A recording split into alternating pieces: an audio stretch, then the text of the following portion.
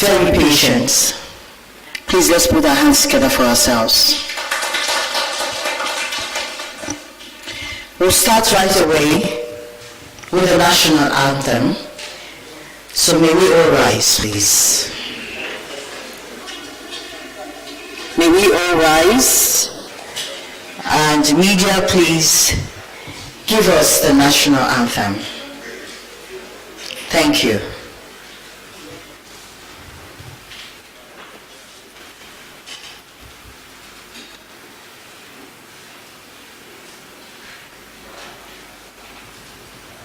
I'm sure it's something that we can sing ourselves if the media is not ready. That laugh is very suspicious. No, I think the generation tells us that it's their generation, so they know it with pride. So, do we want to attempt it? All right. The camera guys are here, and they're very mischievous, at catching people who are either chewing their mouth. You see, I told you, some of them are beginning to turn their camera to you now. All right, media, are you ready for us, please? Okay.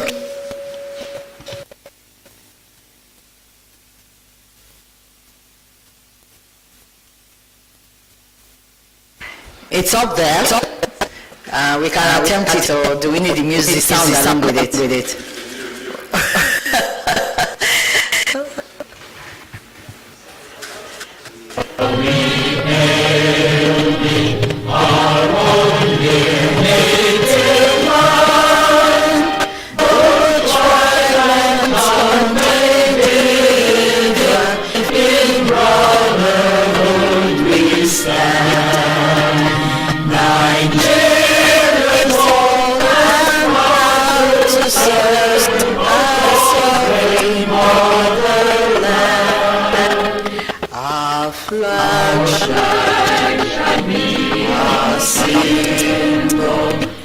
Truth and justice reign in peace or battle on, and this we count as gain. To stand unto our children, a banner without stain. Oh God of all creation, grant this our one request. Help us to build our nation where no man is oppressed, and so with peace and plenty Nigeria be blessed. Thank you very much. Please, let's keep us. Thank you very much.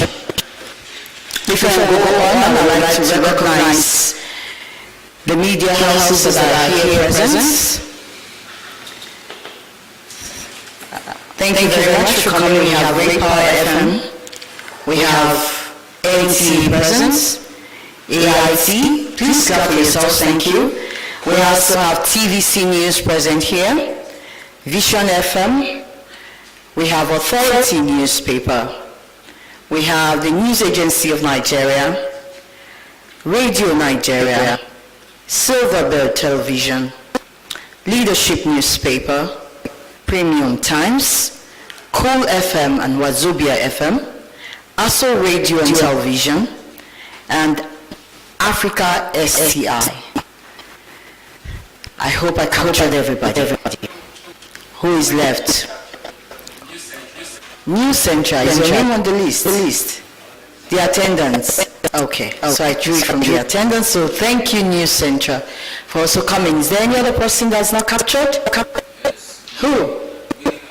Willie. Rhythm. Okay, Rhythm FM. Thank you for coming. Please make sure you sign the attendance before you leave, everyone. Any other person not captured? Who?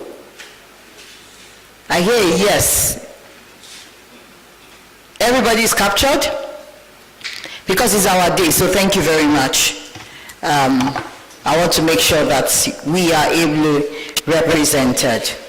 Thank you, everyone, for coming. All right. Before I go ahead to introduce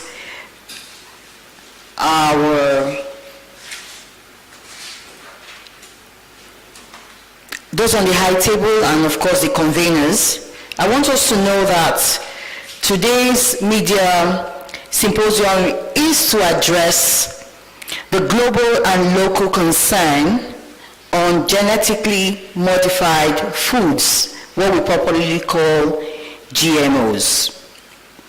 And we are going to be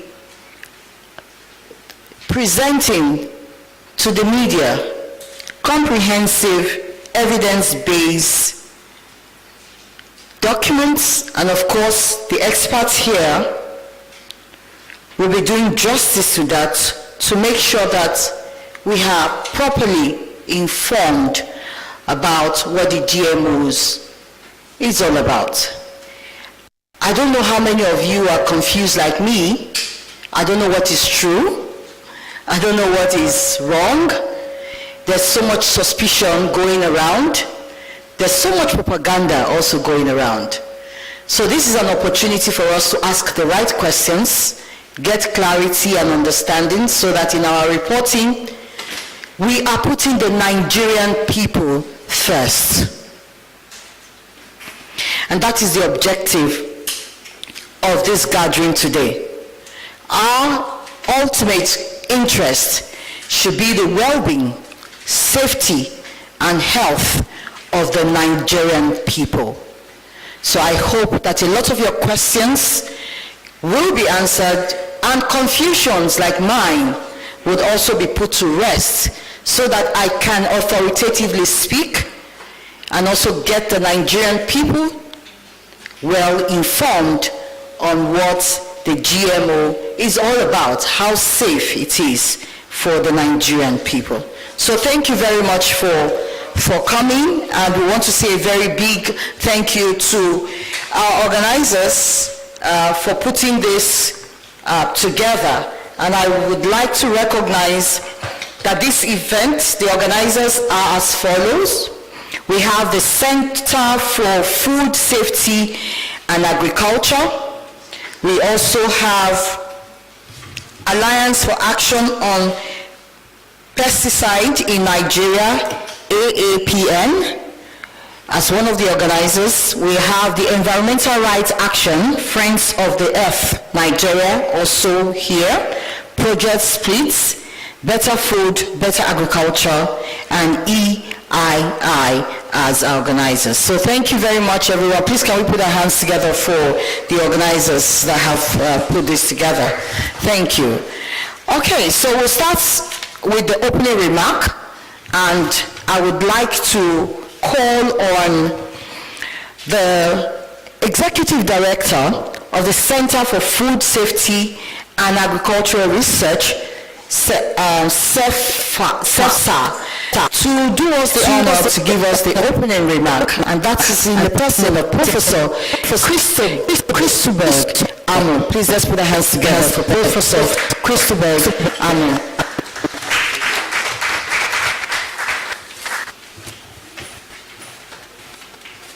Thank you. Good morning,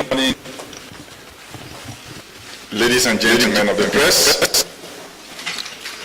I want to acknowledge the people that are with me on the high table and recognize the role that our partners have played in helping us to put together this event. My name is Professor Christobel Amu. I'm a professor of bioinorganic chemistry and experimental medicine. I am the executive director of the Center for Food Safety and Agricultural Research.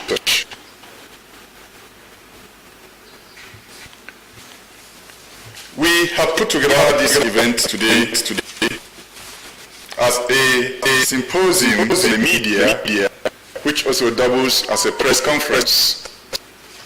And The theme of our event today is addressing global and local concerns on genetically modified foods. Genetically modified foods are a variant of a generic class of substances that are generally referred to as genetically modified organisms. Genetically modified foods fall in the category of GMOs that are developed and promoted within the field of agriculture and food supply chain. GMOs are also in healthcare, they are in other aspects of technology. But our focus today about GMOs in this event is agricultural biotechnology-induced genetically modified organisms. Today, with technological advancements and innovations in agriculture being pivoted to address alleged or what I term orchestrated food security or food insecurity, as the case is, across many nations in Africa, and of course Nigeria inclusive. The discourse surrounding genetically modified organisms remains a critical area of focus. As those of you who are in the media will attest, it's trending, not just in Nigeria and in other African countries. It's actually trending globally. Despite the fact that GMOs have been on the scene in the United States of America, in North America, Central America, and to some extent in some countries in Southern America like Argentina, Brazil, Paraguay, Chile. Today, they have come and taken a center stage because they are riding on a narrative that Africa is a hungry continent. The third world, quote and unquote, is a hungry continent. And therefore, GMOs are being projected to be the panacea, the silver bullet that will take away all the other concerns of Africa.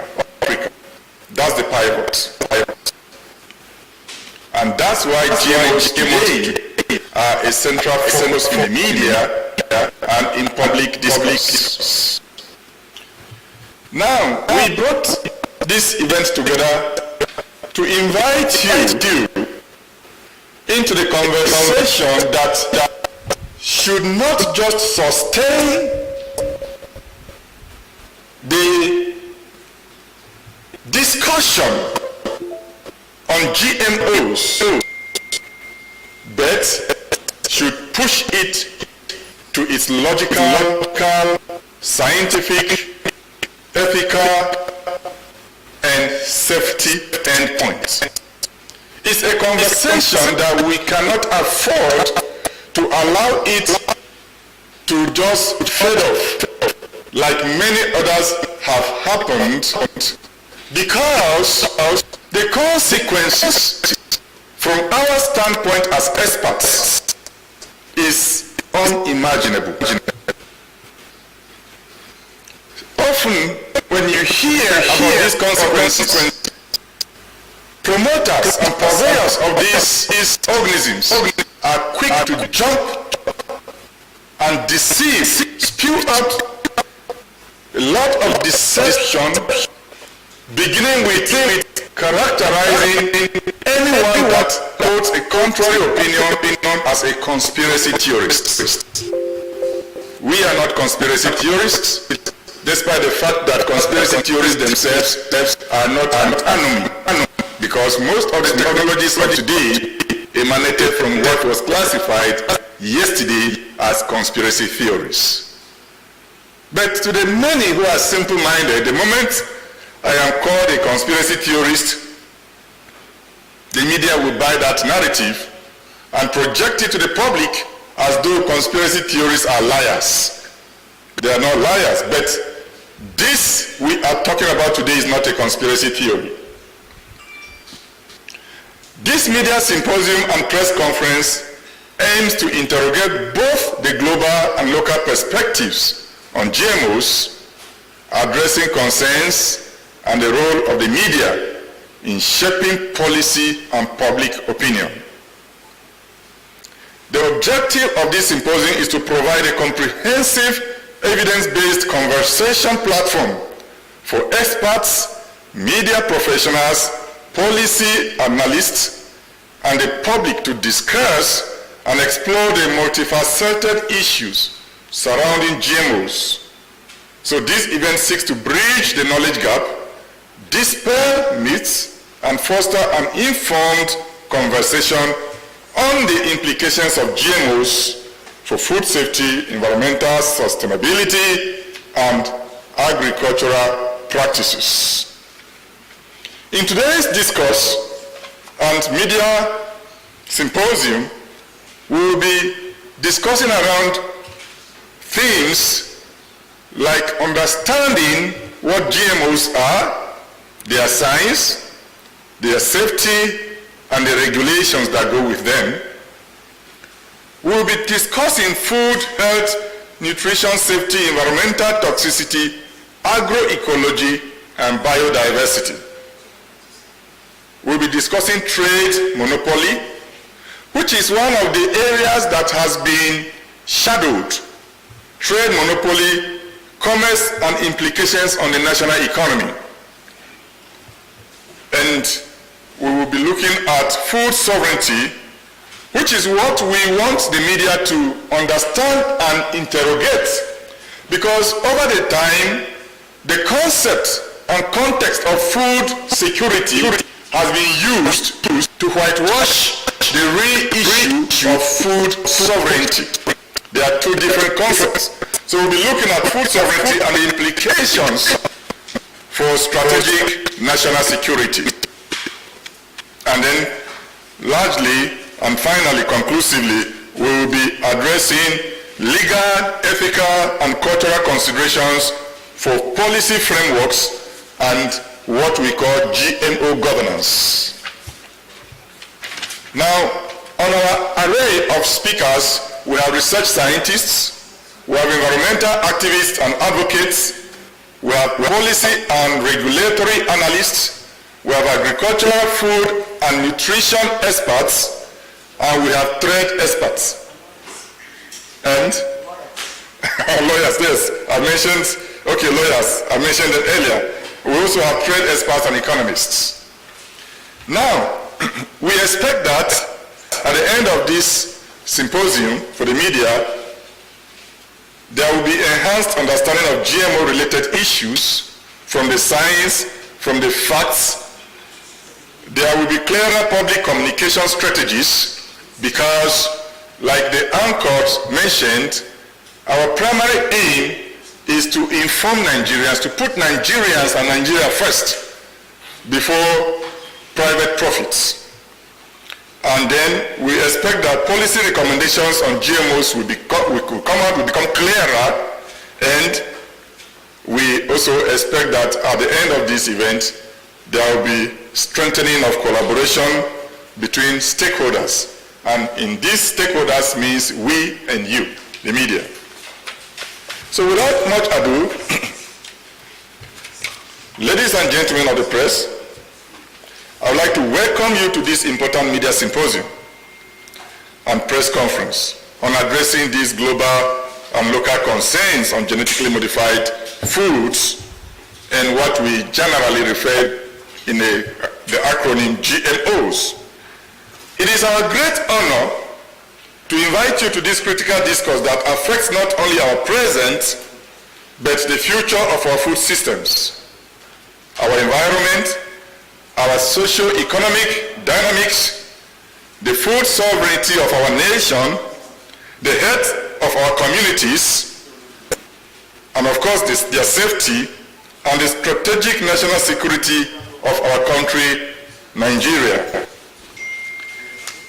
It's important to note that the debate on GMOs is one that has been fraught with strong opinions and divided perspectives that often mixed fiction with faction. trade and commercial interests with half-truths.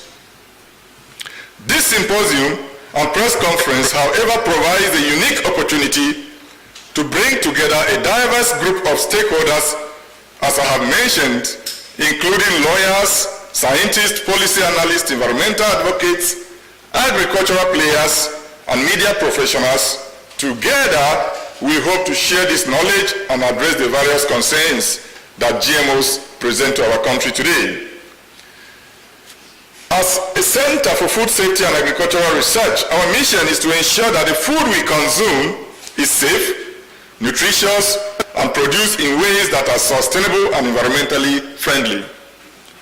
Today's event is a testament to our commitment to fostering informed discussions and advising sound policies that safeguard public health, the environment, national sovereignty, and strategic national security.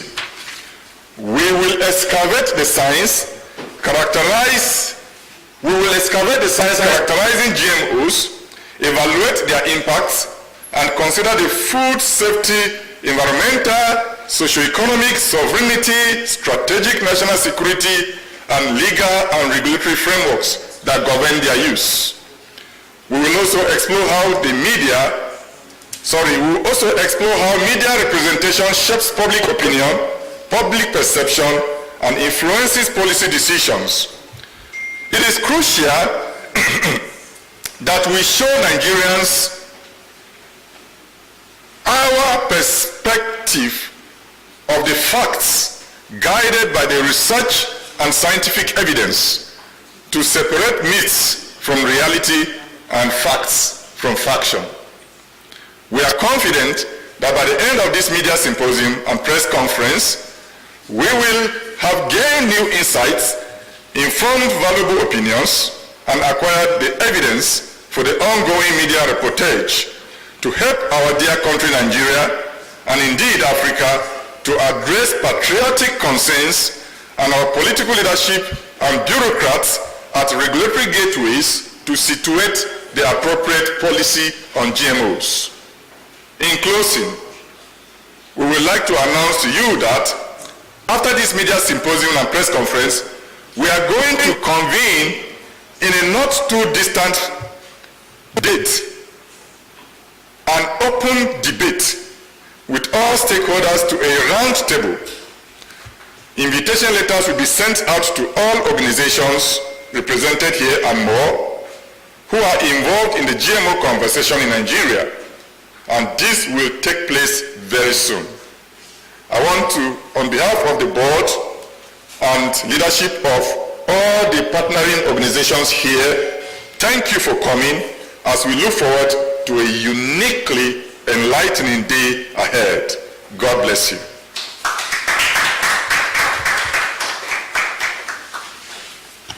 Thank you very much. That is Professor Christobal Amwa, the Executive Director, Center for Food Safety and Agricultural Research. Thank you very much. All right, so there's going to be a lot of discussion today, and every department is set to give clarity and more evidence to the conversation this morning. And this conversation is hinged on the fact that there are a lot of misconception, propaganda, confusion. What exactly is GMO and how healthy is it to the human body, one, and to Nigerians in general? So we're going to be calling on Prof. Prof, 1 second. I think you've given both your keynote address and everything. Okay, so we're going to be calling on Prof again to give us the keynote address.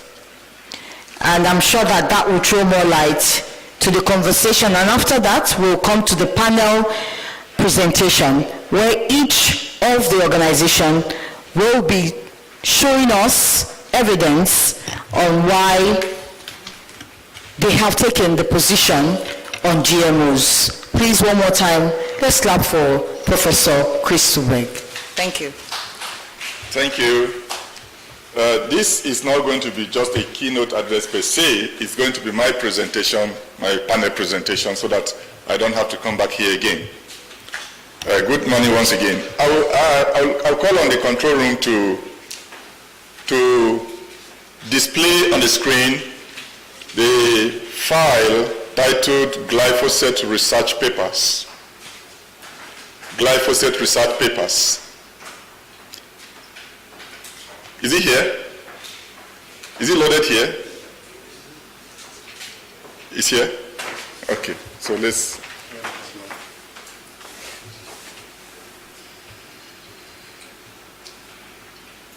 So ladies and gentlemen, we are going to look at evidence. My presentation, as much as most of us, are not here to reel out our conjectures to you. Because in the conversation about GMOs, Nigerians have been taken on a deception ride, and they say there is no evidence that these things are unsafe. So I'm a scientist. I was just sharing with my colleague there, a present PhD that I'm about to graduate. We finished the research. I'm the supervisor to that PhD student. And we went into the market. I teach and research from Benue State, the food basket of Nigeria. And we went to the market to survey the chemicals that have inundated our agricultural space.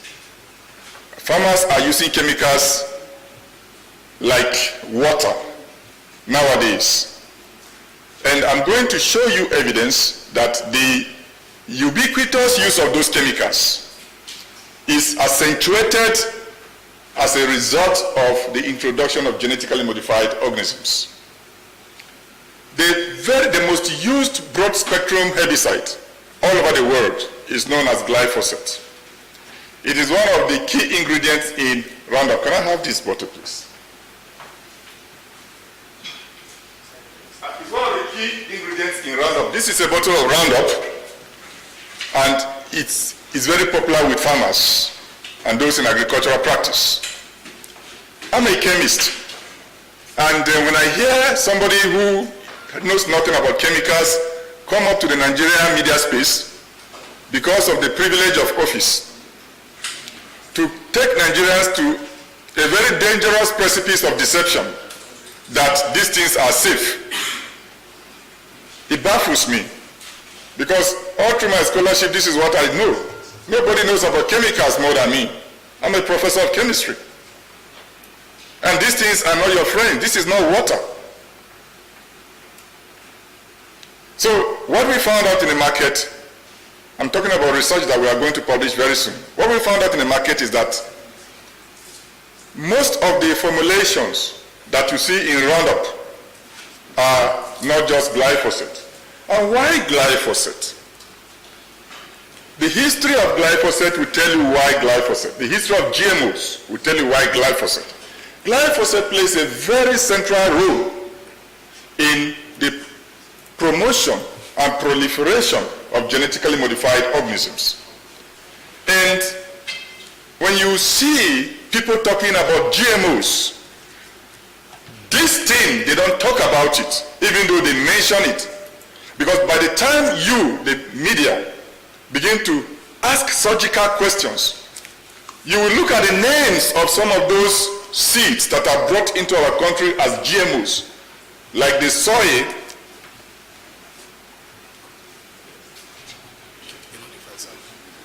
It should be here.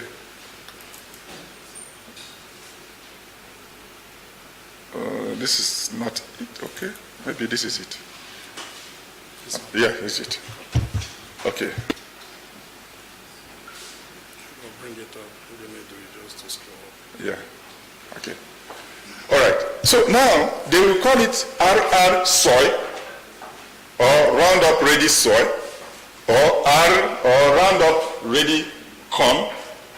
It means that this chemical is incorporated in a way. You see, modern biotechnology to fortify the crop in a manner that when the farmer sprays this on the crop field, that the crop is planted in, all other weeds will die except that particular crop, like corn, like your teller maize, like your RR soya. So the implication further goes to the fact that when these plants or crops, these genetically modified crops, are resistant to this cannot kill them because they have been modified. And the need to modify them arose from the fact that sometime in 1974, farmers realized that this chemical was killing both the weed and the crop and affecting outcomes on the farm. So Monsanto, which was the original company that designed this chemical, went back to the laboratories to formulate an idea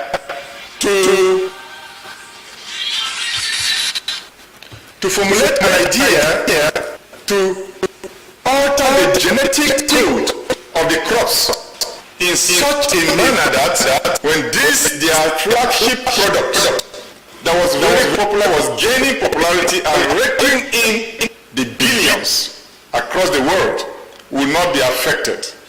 The sales were dwindling as a result of the rejection by farmers or the reluctance of farmers to further use this herbicide to control weeds. So that is how GMOs were born. They were born to build some resistance within them such that when these chemicals are applied, they don't get affected, but the weeds around them get affected. So this chemical is very important in the GMO conversation. And you can see that all over Nigeria today, as journalists, as media people, media professionals, go to the market somewhere within the outskirts of the FCT where they are selling agrochemicals, you will find this in the market. And you interview the sellers, they will tell you this is what is raking in more cells. Because it is a broad spectrum herbicide, it kills virtually everything green. Now, what we are doing, what I'm set to do here, I'm not going to tell you much again. I will just scroll so that you look at the information on the screen. These are evidence-based of this chemical as an important player in the equation of genetically modified organisms and what this chemical is doing. They state to Nigerians that there are no scientific researches, there are no evidence that this thing is unsafe. The very first paper you see there is a publication about this Roundup that it causes non-alcoholic liver disease. Roundup causes non-alcoholic liver disease. And if you go to the hospitals here, you will ask the physicians, the clinicians, they will tell you the same thing. They may not know that it's Roundup that is insinuating it, but they will tell you that certainly the incidence of non-alcoholic fatty liver disease is rising. Traditionally, it was alcoholic liver disease was exacerbated by alcoholics, those who were who were drunkards. But today, people who don't even drink alcohol are going down with liver disease, and that category of liver disease is known as non-alcoholic liver disease. That report is there for you to see. It was considered in the EU Parliament on the 10th of May in 2017. Okay, I'm trying to learn how to operate this. Okay, I now know.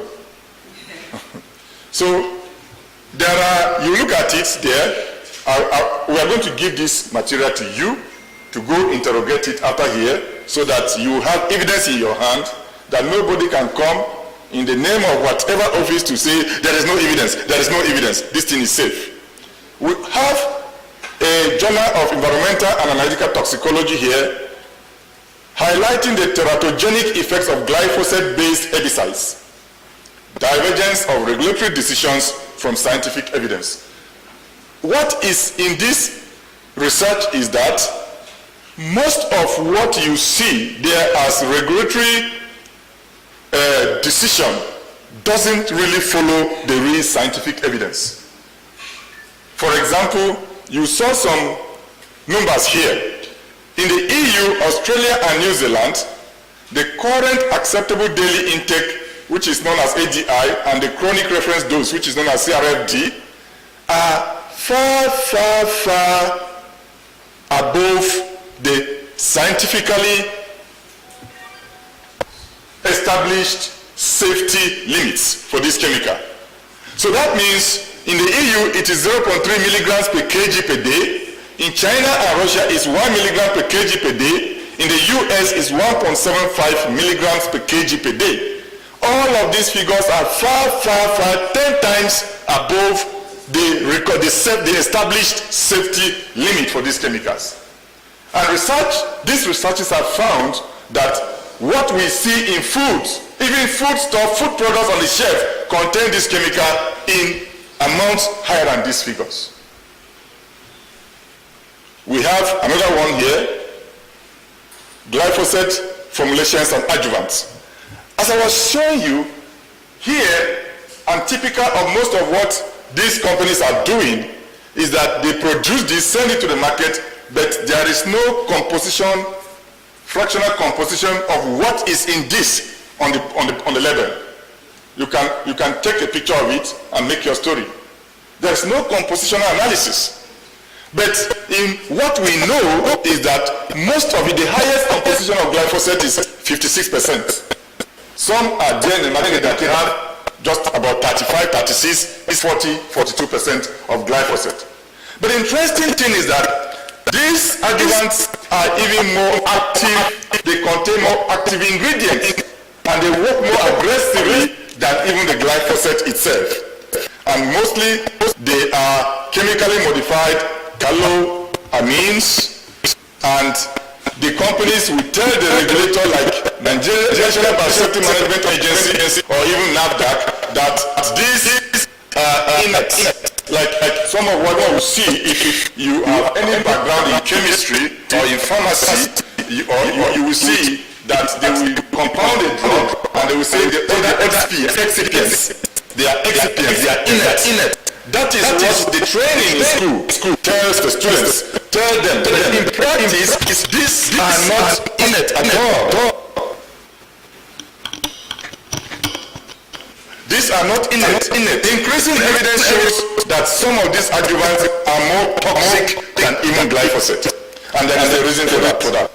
The reason is that as glyphosate is being applied more and more as a result of the tolerance of GMOs to it, which, as it is with natural biological living organisms, which crops are, plants are, they begin to develop resistance. And that resistance makes glyphosate begin to lose efficacy.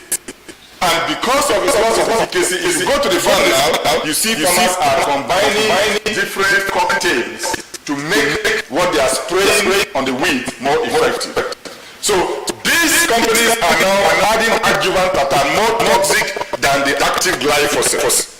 The research is there. We are going to get this document. How much glyphosate in general human population? The information is there. Levels detected to date in humans are below regulatory set limits. But are they safe? No, they are not safe. There's a publication here that has been spoken about in the media severally. So you can see it today. It was rejected when he first published it in 2012. I'm talking about Professor Eric Seralini. He published this paper, and the promoters of genetically modified organisms launched an attack against him. As after this, you will see them, they will come out to launch attacks against us, as if we are unpatriotic. Meanwhile, despite the fact that they are wearing the toga of government officials, they are truly not patriotic to this nation. They launched attack and they forced the publisher to retract this paper, this publication. Luckily, they did not say that the publication was forced, but they say some of the rats, the laboratory animals that he used were already predisposed to cancer by their genetic, their nature, which was not true. Thank God this paper was republished, and this journal is a Springer journal. It was republished in 2014, and it is titled Long-Term Toxicity of Roundup Fungicide and Roundup Tolerant Genetically Modified Maize. Ladies and gentlemen of the press, the Taylor maize that is being flown around in Nigeria is nothing new. It's not developed in this country. It's a lie. It's deception. And I want to be quoted. It's not developed in this country.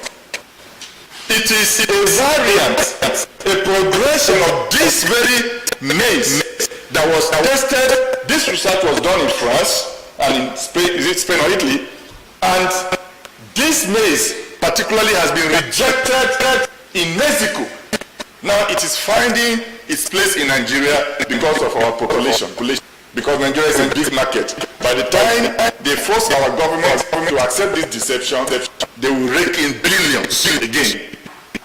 Now, look at this research. So nobody should say that there is no research, there is no evidence. Long-term toxicity of Roundup herbicide and a Roundup tolerant genetically modified maize. The research is there. There's another one. These are the summary of the findings on lowest dose Roundup treatment group.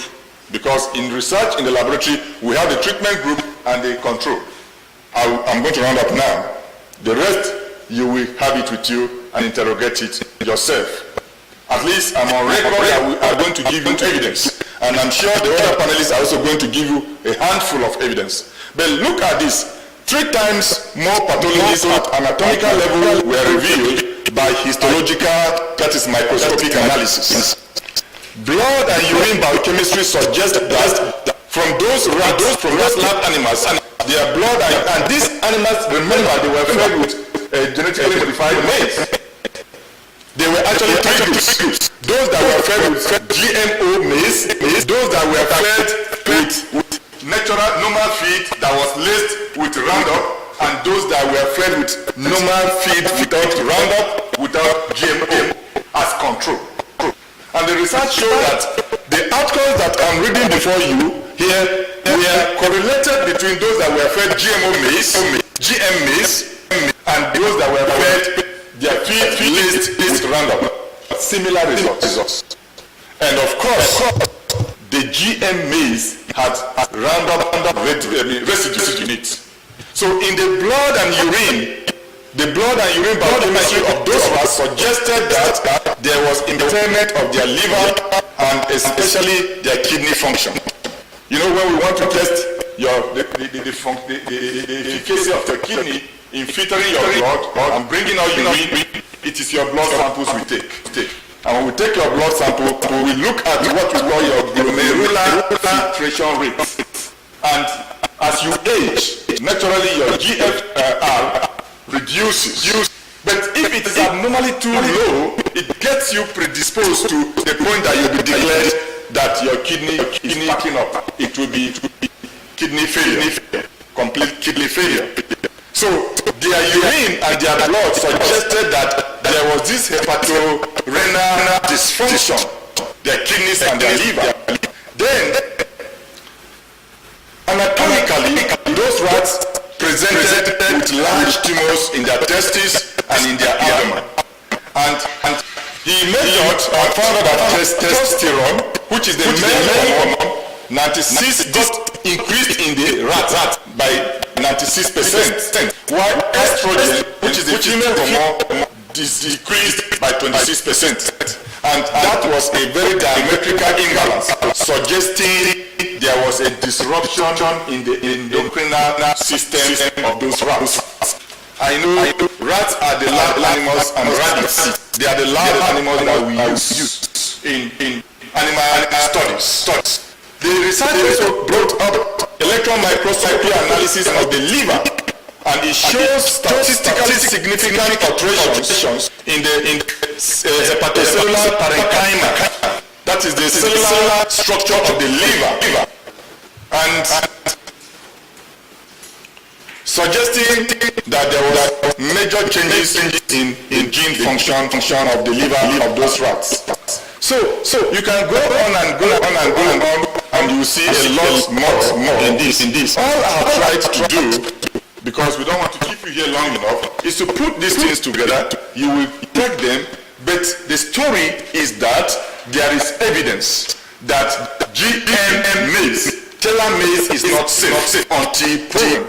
And it's important to say that most of the evidence we have found all over the world of regulatory agencies saying that this thing is safe are actually research that is sponsored by the companies that manufacture these things, and none of them involves long-term studies. And you cannot base regulatory decisions on short-term studies, because effects like carcinogenicity may appear down the line, maybe less than a year or in a few years, but teratogenicity and mutagenicity is something that may not be apparent when there are mutations in the genetic makeup. It is until perhaps in the next generation that you will see, when the person begins to procreate, or when there are mutations, when there are changes in the in the structure of the reproductive system. It is when a child is born, that maybe it comes out with one eye, or maybe a child comes out with 6 fingers instead of 5, that you begin to see, and at that time a lot of damage will have been done. So, ladies and gentlemen of the press, I leave you with that to make your story, your narration, because all that has been fed Nigerians has been foreign narratives, manufactured from the US, from the West, and sold to our leaders who perhaps need better information and education from you. Thank you.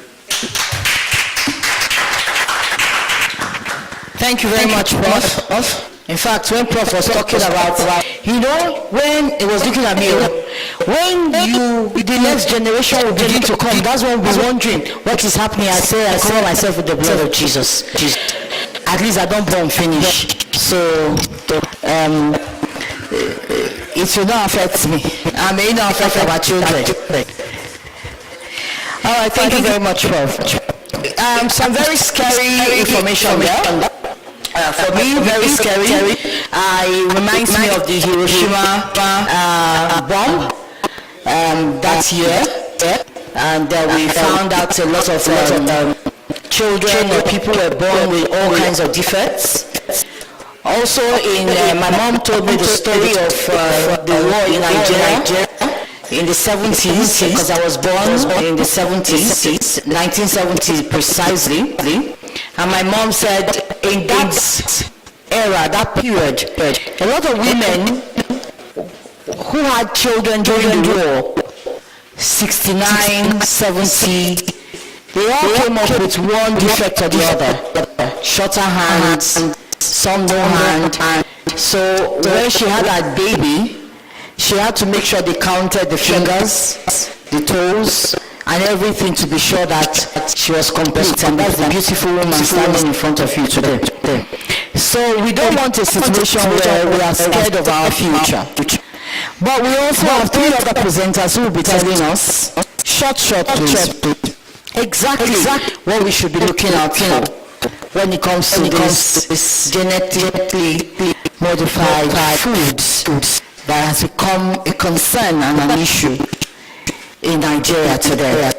So I would like to call on the coordinator of Alliance for Action on Pesticides in Nigeria to please give us his paper.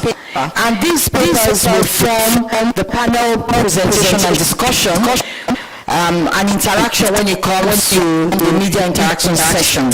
So please, I would like us to take notes and to ask questions for clarity, because like I said, the Nigerian people come first. Please welcome Mr. Donald Ikenya Ofiogu, please. Let's put our hands together for him. Thank you.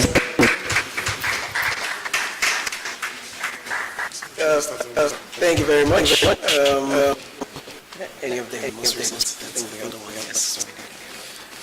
Thank you so very much, Prof, for setting Yes. All right. Okay. Thank you very much for setting the tone for this presentation. And I think the media did very well to capture, the NAFDAC boss and of course the rupture that happened after our declaration that GMOs are not safe. And Prof has given us a lot of the biology as regards that. But you see, the discussion of GMO and concerns, it's not just about biology. It's also about our food sovereignty. It's also our rights to exist, rights to safety, rights to life, rights to say as a Nigerian and I have a right to choose what I want to eat. As a Nigerian farmer, I have a right and access to traditional seeds, indigenous species. As a freeborn Nigerian, as a freeborn African, can I look back and say, the type of variety and foods we still have them today. And let's say something exists that looks like what our ancestors used to call food. It's a question of, is it your own? Are you in control of it? I have 3 boys and a baby girl. And my greatest desire is for them to grow in Nigeria and nowhere else except where they are accepted and where they feel this is home, and that's the only place I live in Nigeria. And a lot of this work is with them for free, basically. So if you do a Google search on myself, you'll be asking where does this person belong, because today I'm 100% Nigeria. And some of the presentations we do, they are places you get to say, why did you speak like that? But the truth is, if nobody defends Nigeria, who will? So some of us will put everything down to protect our nation, to defend what we want our children to inherit, and that's why we take this discussion personal. And I really pray that for those of you media here, don't just see this as a job. This is about the next meal you eat in the afternoon. It's not just going to be about what the editor says, it's going to be about your own personal conviction. Some people will tell you are not an expert. You shouldn't talk about food safety. But look, as long as it's going to enter your body, you have a right to talk about it. Yeah? And because food is medicine. You have a right to decide what you want to go into your body. You have a right to choose which hospital you want to go to. You have a right to ask, where is the approval of this drug, and is it the right person that approved it? Is it the right doctor that administered it? Because food, medicine. Food is also culture. Food is also identity. So anything that threatens your food, anything that threatens the existence of our African food, your ewedu, your egusi, your bono, your oziza, your kazi, your okro, anything that threatens your identity, it threatens your culture, it threatens your sovereignty, and any person that controls that basically controls you. Yeah. So let's quickly jump into the presentation. Prof did well to bring in the pesticide. You cannot separate pesticide, chemical pesticides, and GMO. These are science that are deliberately designed to move together. They are designed that way.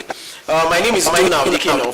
I'm a program coordinator for the Alliance for Action on Pesticides in Nigeria, senior researcher, economist, and a policy analyst. So basically, I don't just do policy analysis. I have to sit down and follow it. Where is it coming from? What are we doing? What's happening in other countries? What has happened here? And I would say something that humans are very, very deliberate. Nothing happens by accident. Colonialism was not an accident. Chemicals coming to Nigeria, and over 70% of our farmers using it. It's no coincidence. It's a deliberate attempt. For the fact that chemicals, the GMOs, it's not an accident. A lot of countries have used chemical pesticide. A lot of them are already using GMO before it landed at our doorstep. So what came first in Nigeria? The chemicals, the one Prof talked about. If you have your Android phone, you can go to ABN website or Home Health website. You'll see this document there. This is a dossier of registered and unregistered pesticide in Nigeria, volume 1.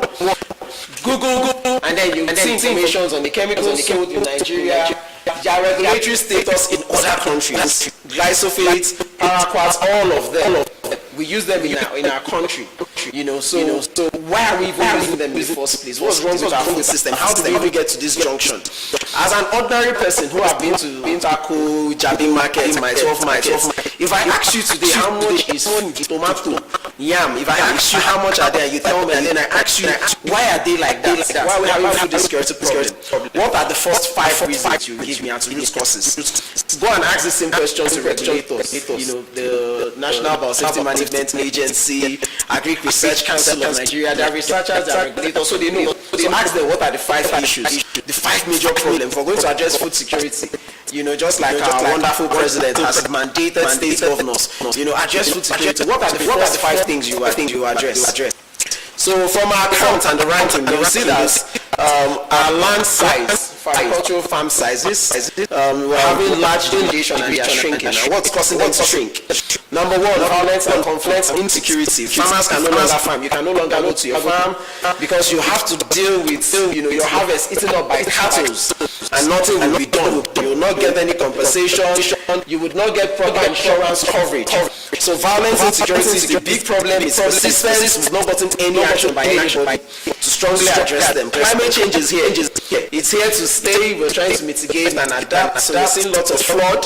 We're seeing lots of erosion. We're seeing desertification. A state like Jigawa almost have close to half of its state disappearing. The desert is already there.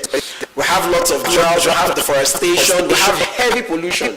In the Niger Delta, we see what's happening there: oil spillage, gas flaring. If you go to a lot of states, Kaduna, Zamfara, Niger, mining, illegal mining, it's becoming top in Nigeria today. Everybody give a company license. They just open the door for small artisanal miners. Bring your hoe, bring your cobras, bring your diggers.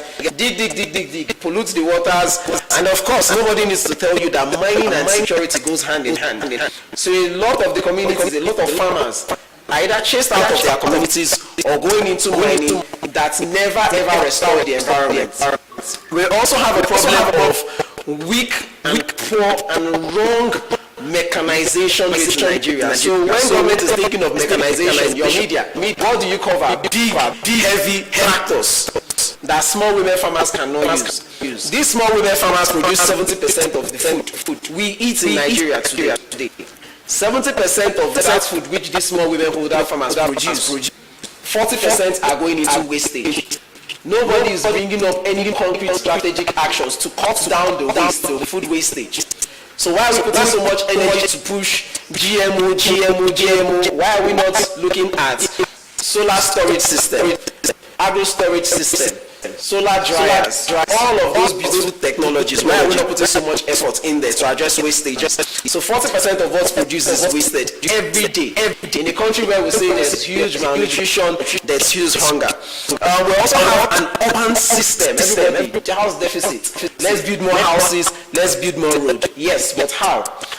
A lot of our urban planning systems are pushing farmers away from urban cities, far away to places where politicians would not see them, and then they are left to insecurity. So our urban structures is also disrupting our food security. We need to put a balance. Access to land, it's also a big one. I already said 70% of what we grow are done by small women holder farmers who, by culture, by norm, by tradition, a lot of them don't have access to land. The same thing for young people. An average young Nigerian who wants to do agriculture, if you don't have farmer, you have to wait for your father to die before you get access to land and do agriculture for yourself. So these are some of the realities.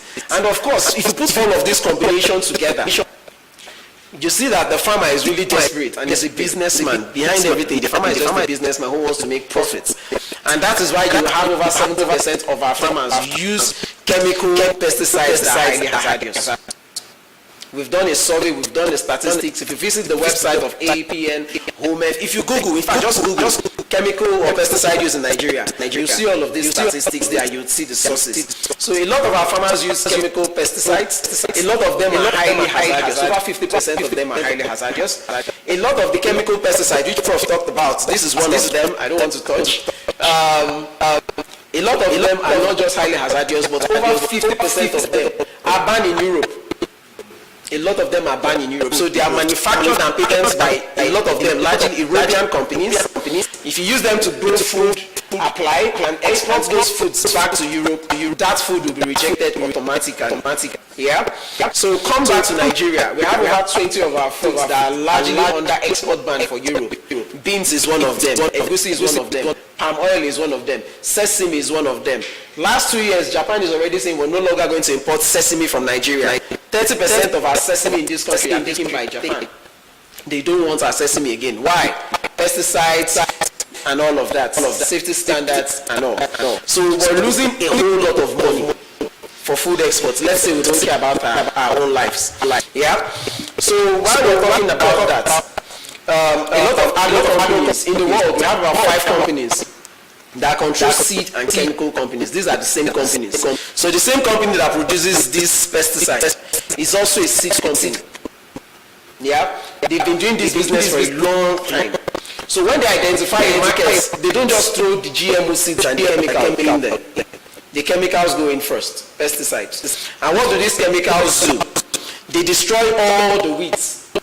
Beneficial insects and pollinators will go down. This is not just in Nigeria, globally. The bee population is going down. Butterfly population is going down. A lot of beneficial insects are all disappearing. These are pollinators. These are the defenders of forest. These are the protectors of our biodiversity. All of them are going extinct because of our farm system, development system, climate change.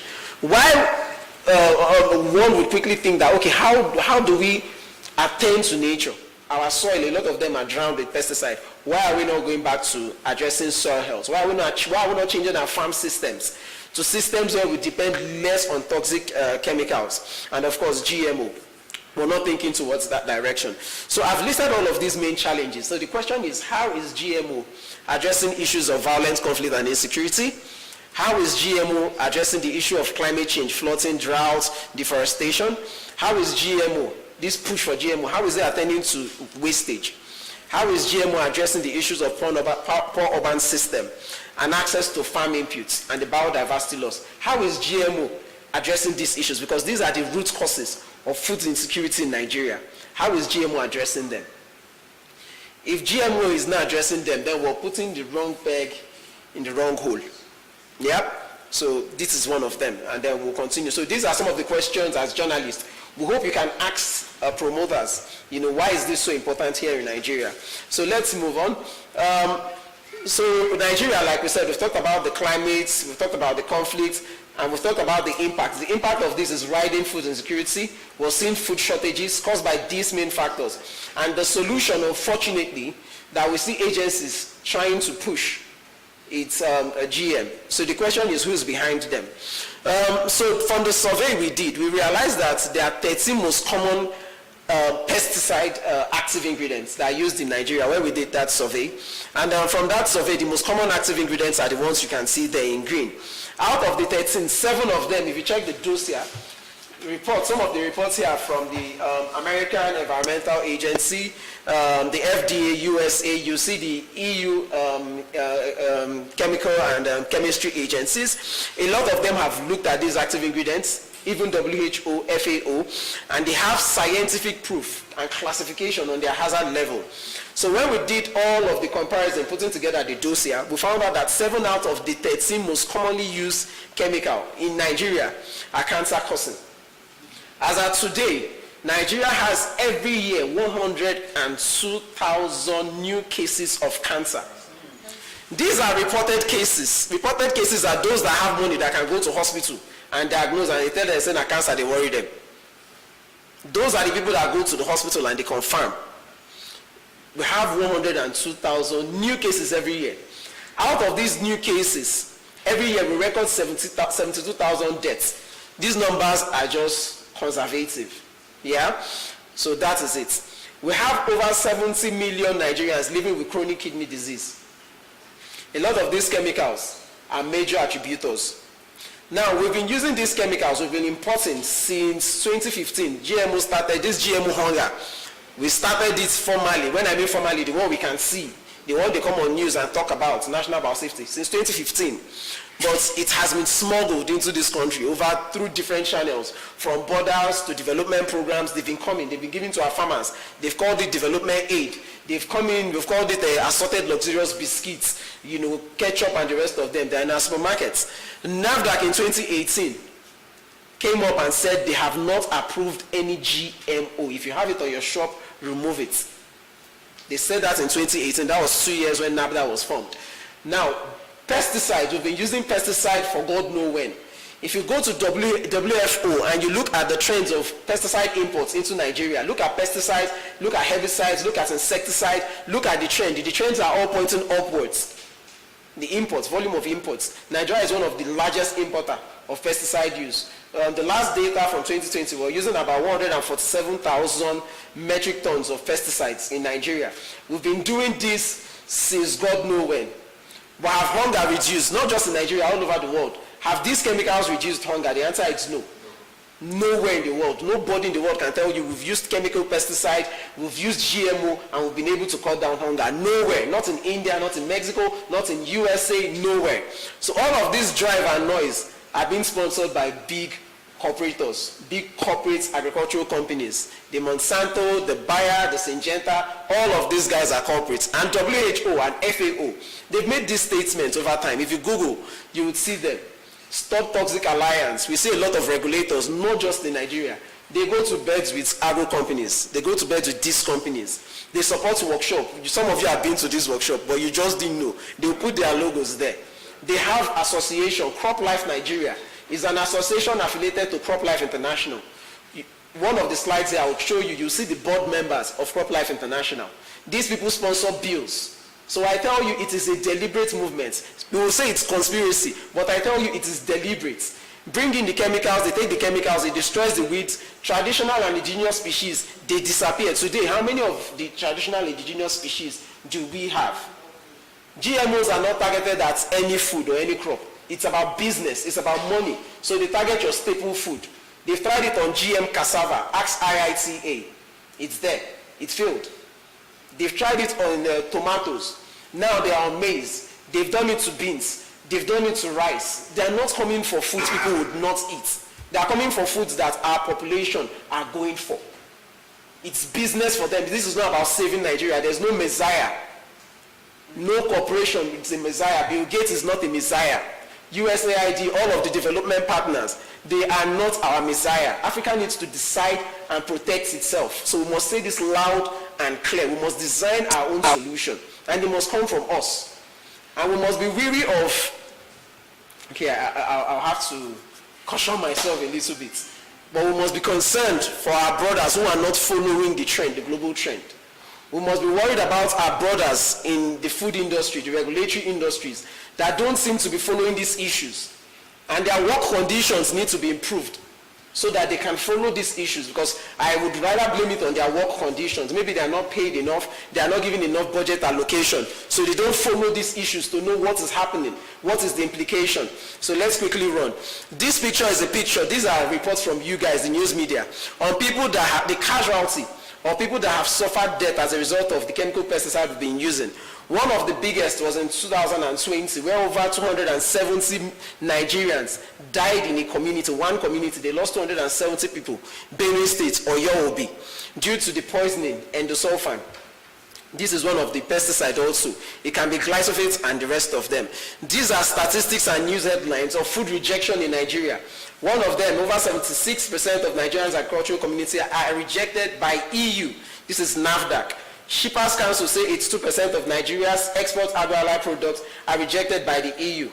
Yeah, so these are reports that we see every day, and the numbers are there. Be concerned as your own. So now let's go down to the issue that made a National Biosafety Management Agency wants to cut off the head of NAFDAC, telomerase.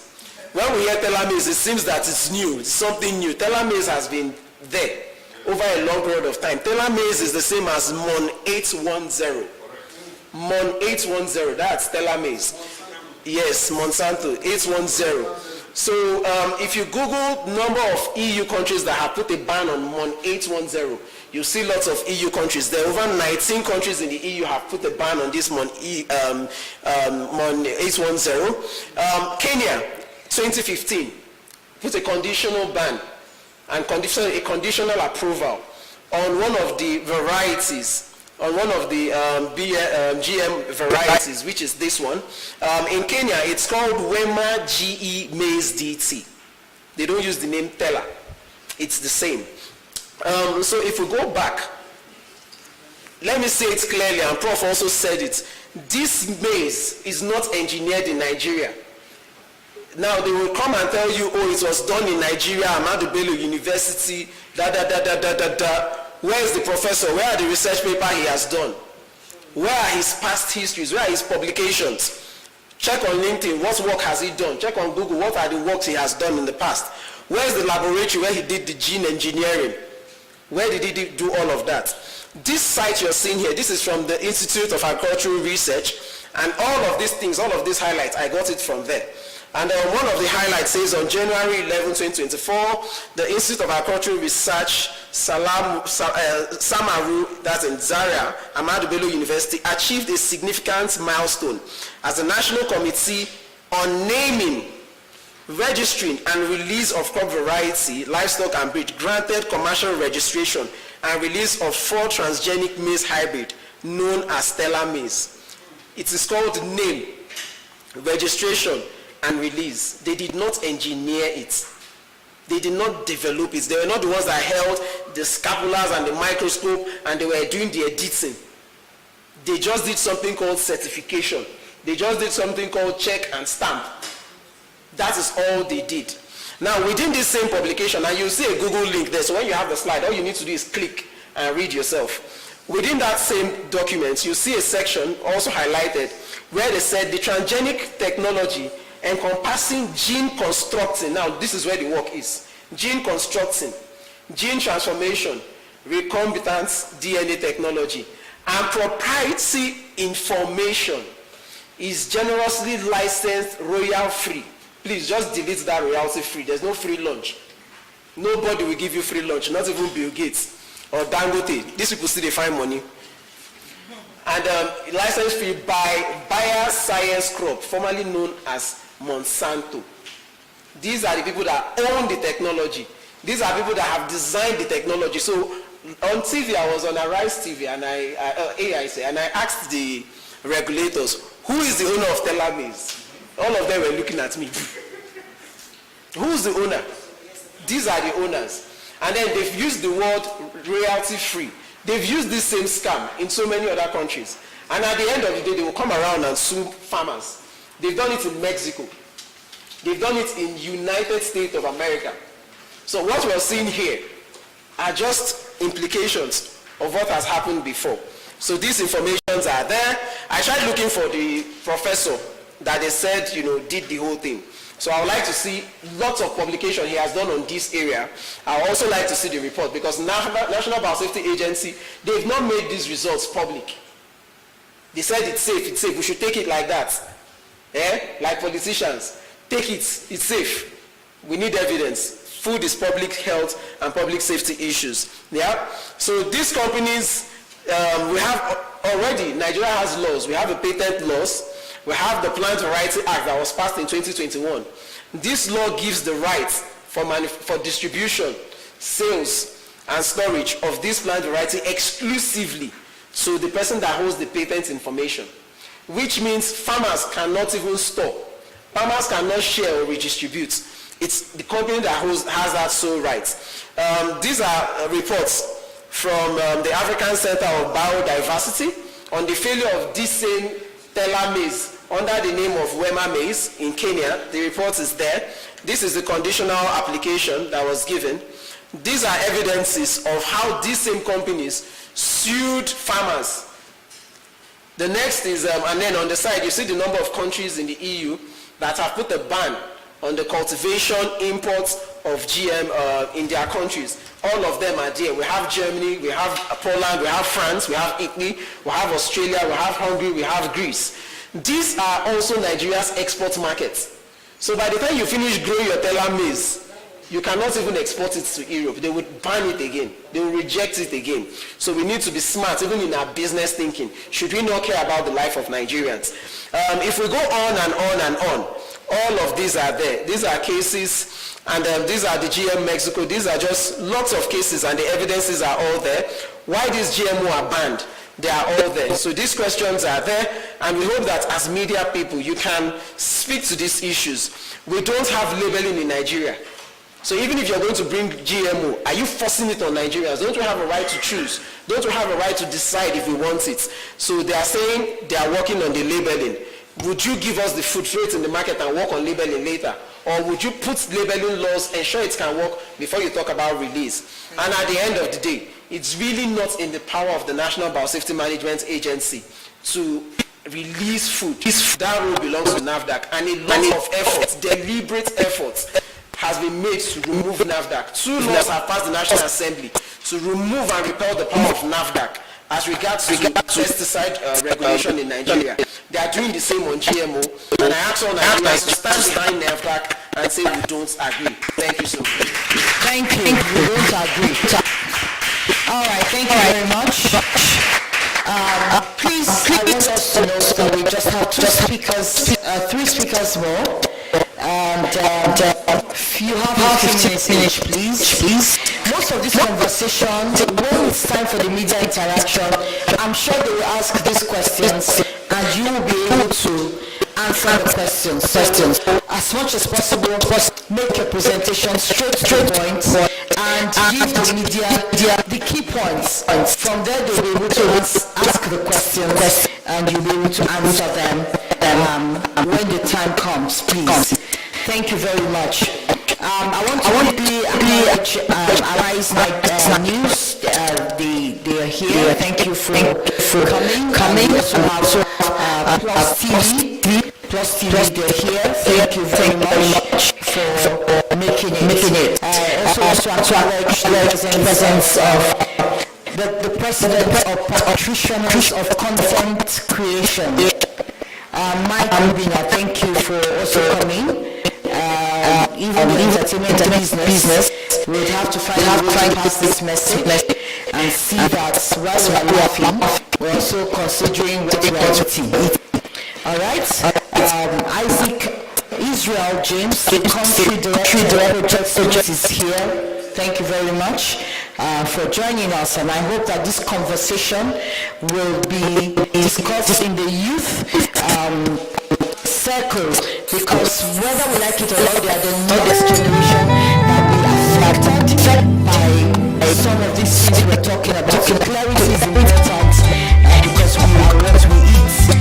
Alright, so at this moment I would like to call out to the next speaker, the Deputy Executive Director of Environmental Rights Action, Friends of the Earth Nigeria, coordinator Food Sovereignty Program, Friends of the Earth Africa. Please join me to welcome Mother Mary and Mercy. Please let's put our hands together for her. Thank you very much. 15 minutes, please, and the interactive session will do justice to that. Okay. Media, please. Sure. That does not include the 15 minutes. It does. Okay, we can play later when we are having lunch. How many minutes is it?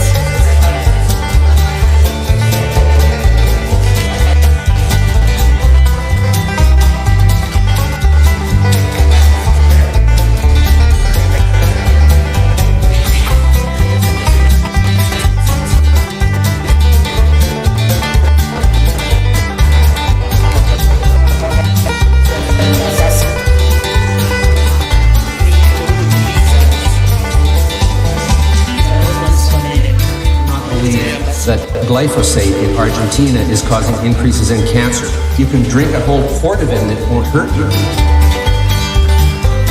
You want to drink some? We have some here. I'd be happy to, actually. Not really, but Not really? I know it wouldn't hurt me. If you say so, I have some No, glyphosate. I'm not stupid. Tell the truth. It's not dangerous to do this. No, it's not. So you ready to drink one glass? No, I'm not an idiot. Okay, then it's finished. Then the interview is finished. That's a good way to solve it. Yeah. Here, complete.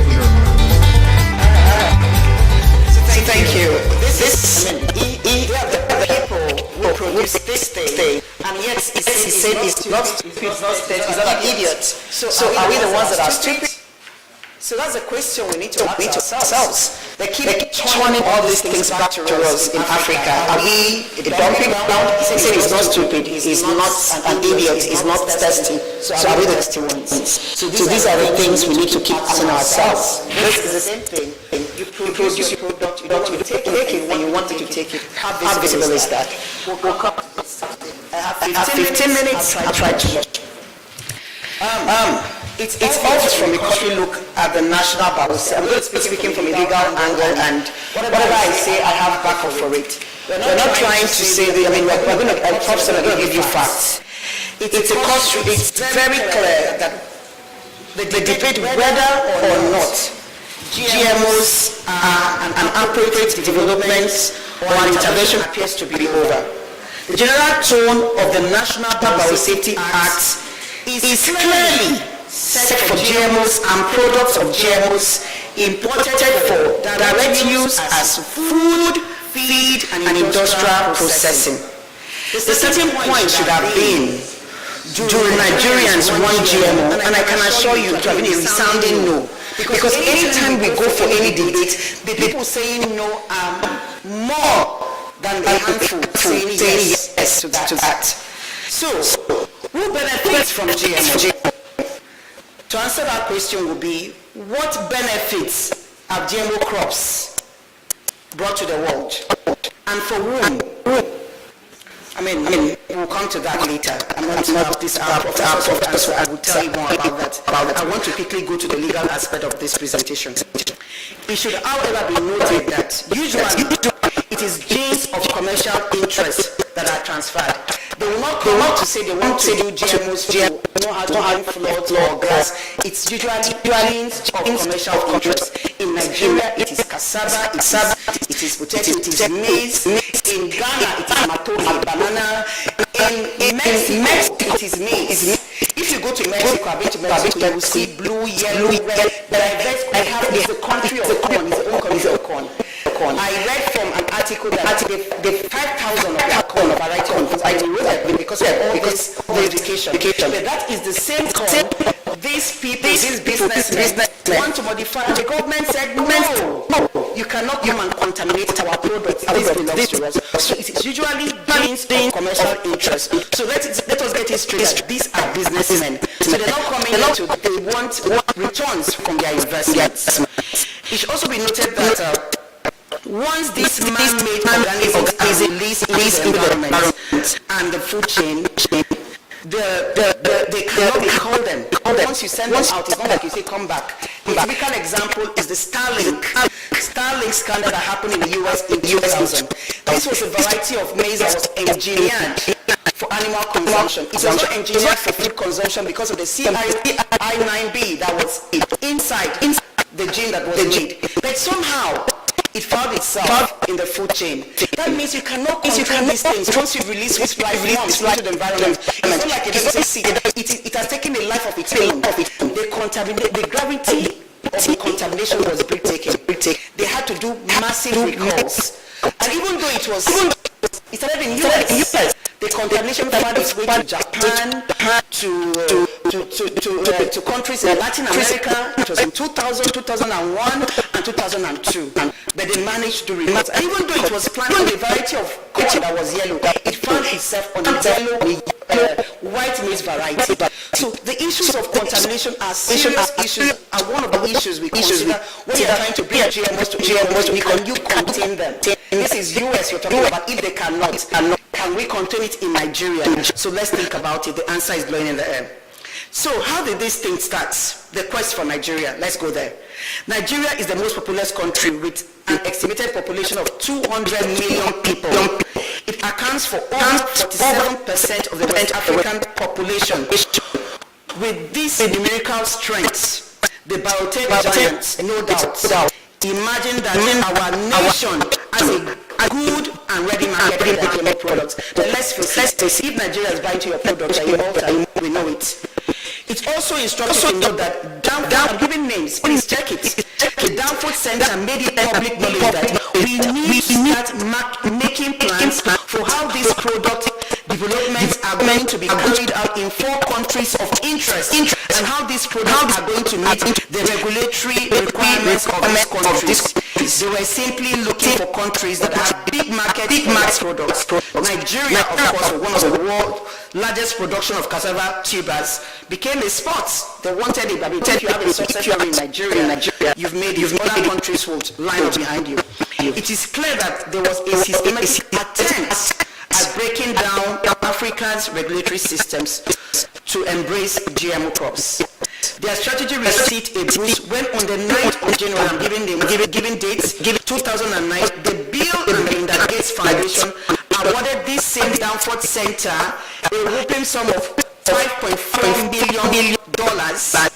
According to the report, this funding will help the center secure the approval of African governments to allow field testing of genetically modified banana, rice, sorghum, cassava plants that have been fortified with vitamins, minerals, and proteins.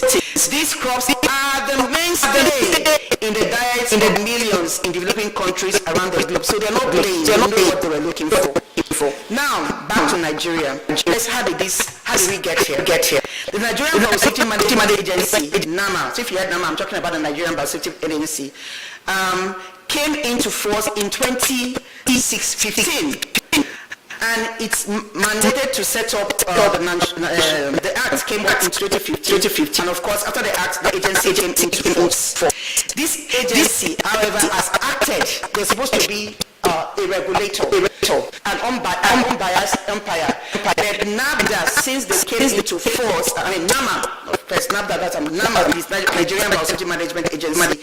They've acted more like a promoter of GMO as a regulator, approving virtually every application brought to it without consideration of the science-based objectives set by groups and concerned Nigerians like other groups that you are seeing here. NAMA Act needs to be repealed as it is flawed with respect to the absence of very key provisions like provisions for strict liability and redress, which mandates that whenever there is doubt, you hold your brakes.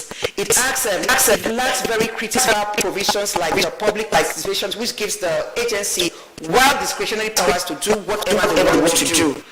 Now, the NAMA Act also gives very wild discretionary powers to the agency and gives it room for oversight. There is a conflict of interest inherent in NAMA Act also raises serious questions. The composition of the board is very arbitrary.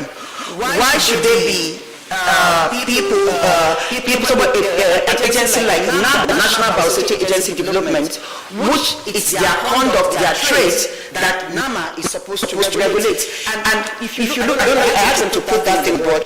Anytime you see NABDA, you see NAMA. How many of you, if you are playing for a particular ref match, you would want to see the referee of not with that team? Of course, you say it's biased. NAMA ostensibly, they're not even hiding it. Anytime you see they're having meetings, NAMA is there, and there's an action to put up that flyer. They go for their meetings, they are co-organizing meetings together. How do you regulate somebody that is in your board? I mean, it's not possible. So this is clearly conflict of interest. You cannot, it's just like asking a smuggler to be part of the immigration office. What do you think they're going to do? In 2016, 2 of the permits issued by NAMA was to Monsanto Agriculture Nigeria Limited, and then they were in partnership with NABDA. NABDA is also in their board. So I want us to get this right. NABDA, a board member, joined with a questionable company like Monsanto to apply for permits, and of course it will be granted. So as we're saying, on May 2016, NAMA issued 2 permits, one for the commercial release and placing on the market of GM cotton, and the other for the confined filter of maize, which also would have, this will be used in that maize. The professor has already explained. When they bring those maize, it's like a combo. You use it, it will not affect their maize, it will give you that plant. If this is very dangerous, by just everything, it's acid, and they are putting in your food. What do you think will do to you? I heard somebody say people are not dropping. The fact you're not does not mean that it's not affecting you gradually. he will surely die, but right now it is gradually. So if this is pesticides, GMOs is pesticides on our food. This is part of the combo that Monsanto, this is somebody that produces for our needs. So, and we raise serious objections to NAMA, telling them this is wrong, and they will never accept our objections because already their mind is set on what they want to do. Now, we accept that Monsanto's genes, they have no safety record in history. I mean, it's been clearly defined by the European agency that these are not safe. This is what NAMA has given to us as gifts. And of course, there was no baselines. I mean, I'll give you the written it down, so because my time is going, I've set it all down that whatever they said, and there are no proper risk. I don't even think they did risk assessment. They need to give it to us so we can see. And we are really sad. Agencies saddled with defending Nigeria's biosecurity, actively promoting these risky technologies. It is regrettable that NAMA approved Monsanto's proposal for BT cotton, despite the fact that Burkina Faso is not up to Lagos.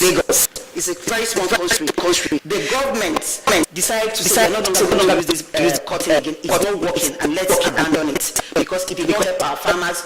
All the promises they don't work, so we are not going to take. It's the same BT cotton that NAMA approved in 2016 that Burkina Faso to use. It's also to be noted that the same BT cotton, the same one that the Malian government rejected after giving out public notice for people to make comments for 6 months. 6 months, tell them come and comment. It's the same BT cotton that was brought to Nigeria, and within 1 month, NAMA approved it. Malian rejected it, Burkina Faso rejected it, but we accepted it in Nigeria. The question is why? The answer is blowing in the wind. So, we cannot claim to be immune to the dangers that GMOs and attended chemicals, such as glyphosate, pose to human and environmental health. Ikenna said it, up to 19 countries in Europe they're not taking, GMOs is used as animal feed in most European countries. Are we a dumping ground? In 2020, Russia said that they want, if you carry GMO to Russia, you are considered as a terrorist. You might even be killed or jailed for life. In February, Mexico 2024, they placed a ban. They told the US, you must accept. He said, no, we will not accept your GMOs. Don't come and contaminate something that is produced by this country. Mexico has said no. It is worthy to mention that NAMA did not take into consideration the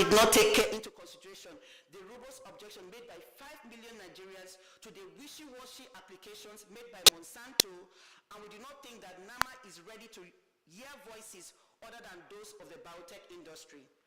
NAMA, by its letter of 28 April 2016, acknowledged receipt of our objections from the Health of Water Health Foundation, Environmental Rights Actions, and others. They said, and I quote, that you won't say I'm the one saying, your observations have been noted by the agency, that the National Biosafety Management will review the application holistically and take the best interests of Nigeria to avoid risks to human health, biodiversity, conservation, and use of also be well considered before taking the final decision on the application. We consider it worrisome that a mere 1 working day after this letter, the then DG of NAMA issued permits to Monsanto.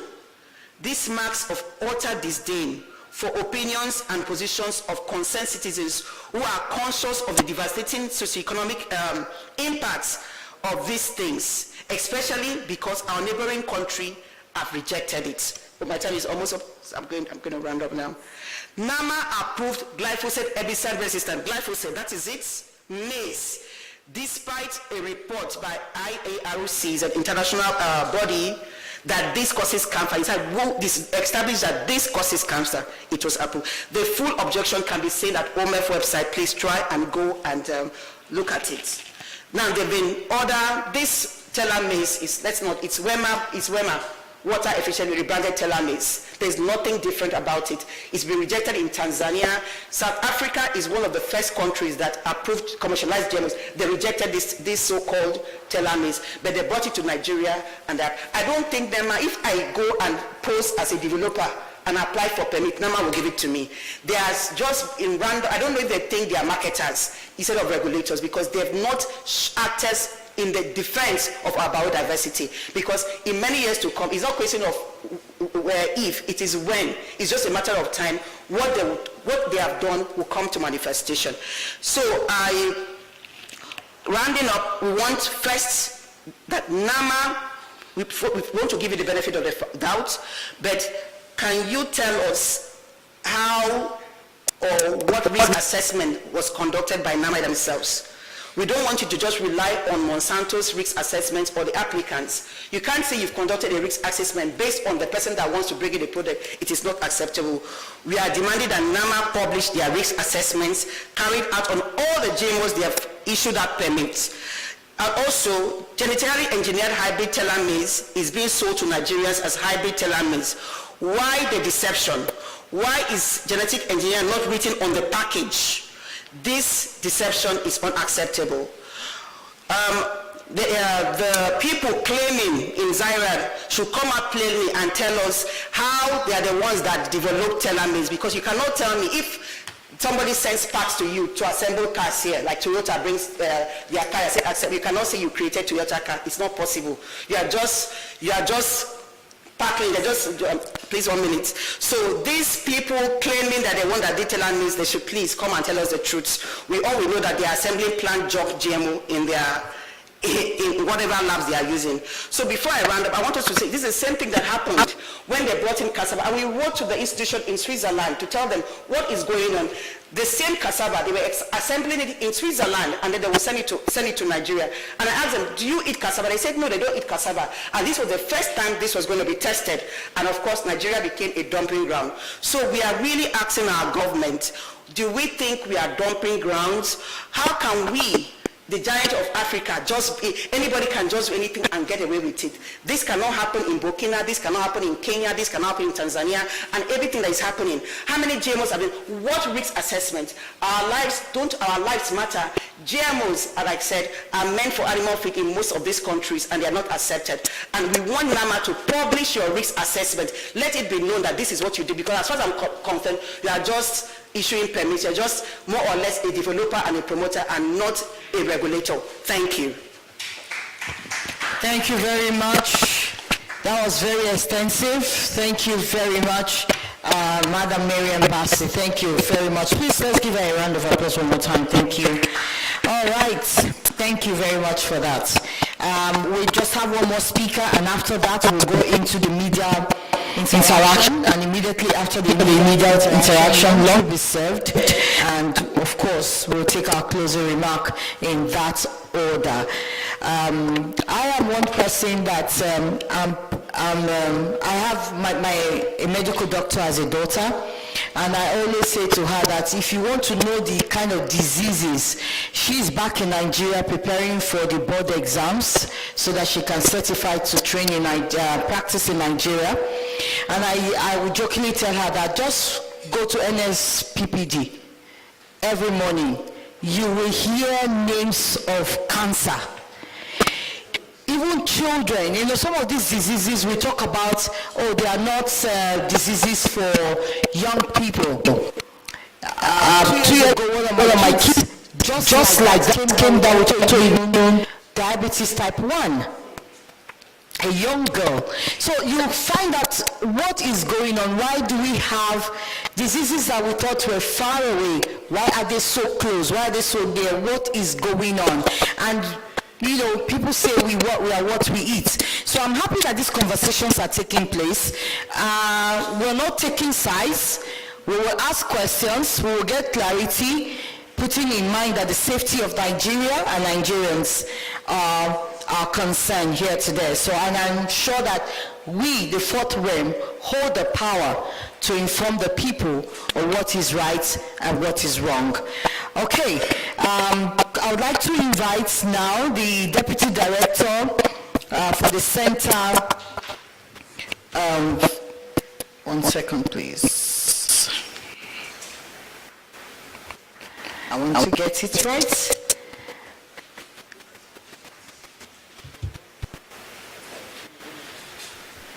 Please, let's welcome from CEFSAT, that's the Center for Food Safety Agricultural Research, Mr. Segun Adebayo. Please, thank you. 15 minutes. Thank you very much. Good afternoon, everyone. I need to bring out my slides. Okay.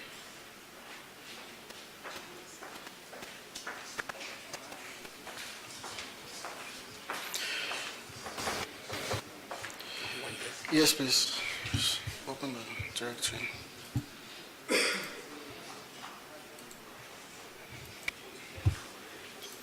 I want to see the. Share the journal. Yeah. Which of them? It's on PDF.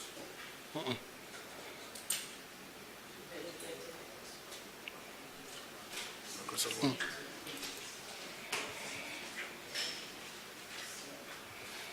No, go back. Oh, this. Press, something press. Go to the press conference. Is it this one? This. Yes? Yes. All right, thank you. Good. Sorry, just a second. No, this one. All right, thank you very much. Good afternoon, ladies and gentlemen of the press. Yeah, we'll go full screen.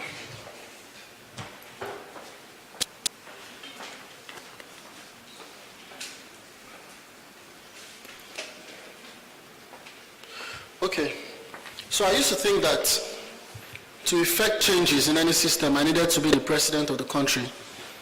But I can tell everyone here today that we all have a role to play in building the Nigeria of our dreams. And sitting here today, we have ladies and gentlemen of the press. You have attended so many press conferences. You still attended one last week on this GMO matter. It was called the World Press Conference. And at the end of it all, you have the responsibility to speak to Nigeria. And you also have the responsibility to look at the matter yourself and decide, what do we want as a people and as individuals? You see, because any damage to food is an attack to humanity. And any damage to food is an attack on a people, on a nation. So we can't politicize everything, we can politicize every other thing. But when it comes to food, we cannot politicize it. Everybody's a stakeholder. You saw they introduced somebody from the entertainment industry. He's here. After they do their skits, when they go and eat, they will eat. So everybody has to be concerned about the topic of food. So nobody should silence anybody when they start talking about food. The first thing I want to talk about is, let us begin to, I'm talking to the media houses now. I read a lot of reports. I read, my dad was a journalist. I learned how to read from reading newspapers. And I want to mention something. When you say report, I say, federal government holds World Press Conference to persuade Nigerians that GMO is safe. Who exactly is the federal government? You say federal government, that was the press conference that I held last week. That was the article from a certain platform. It said federal government holds World Press Conference to say GMO is safe. Meanwhile, NAFDAC has come to say GMO is not safe. So another media house can now say federal government claims GMO food is not safe. Am I correct? Yes. Nobody has no government agency has a monopoly of federal government. When you say federal government, let us now start putting their names. Who exactly? Because anybody sees it, because you're giving coloration to the government. To the people out there, the citizens of the country, they think he's the president. They think he's his inner cabinet. Not knowing it is one agent from another organization who is in the government. And I'm going to be narrowing down on a particular publication by the director of OFAB in Nigeria, OFAB Nigeria, Dr. Rose Gidado, who doubles as a director in the National Biotechnology Research Development Agency, NABRA. So she's in both organizations. So one of those organizations is Nigeria. The other one called OFAB Nigeria is not Nigeria. Please, let's be very clear. Because we called it OFAB Nigeria doesn't mean it is from Nigeria. So if OFAB organizes a press conference,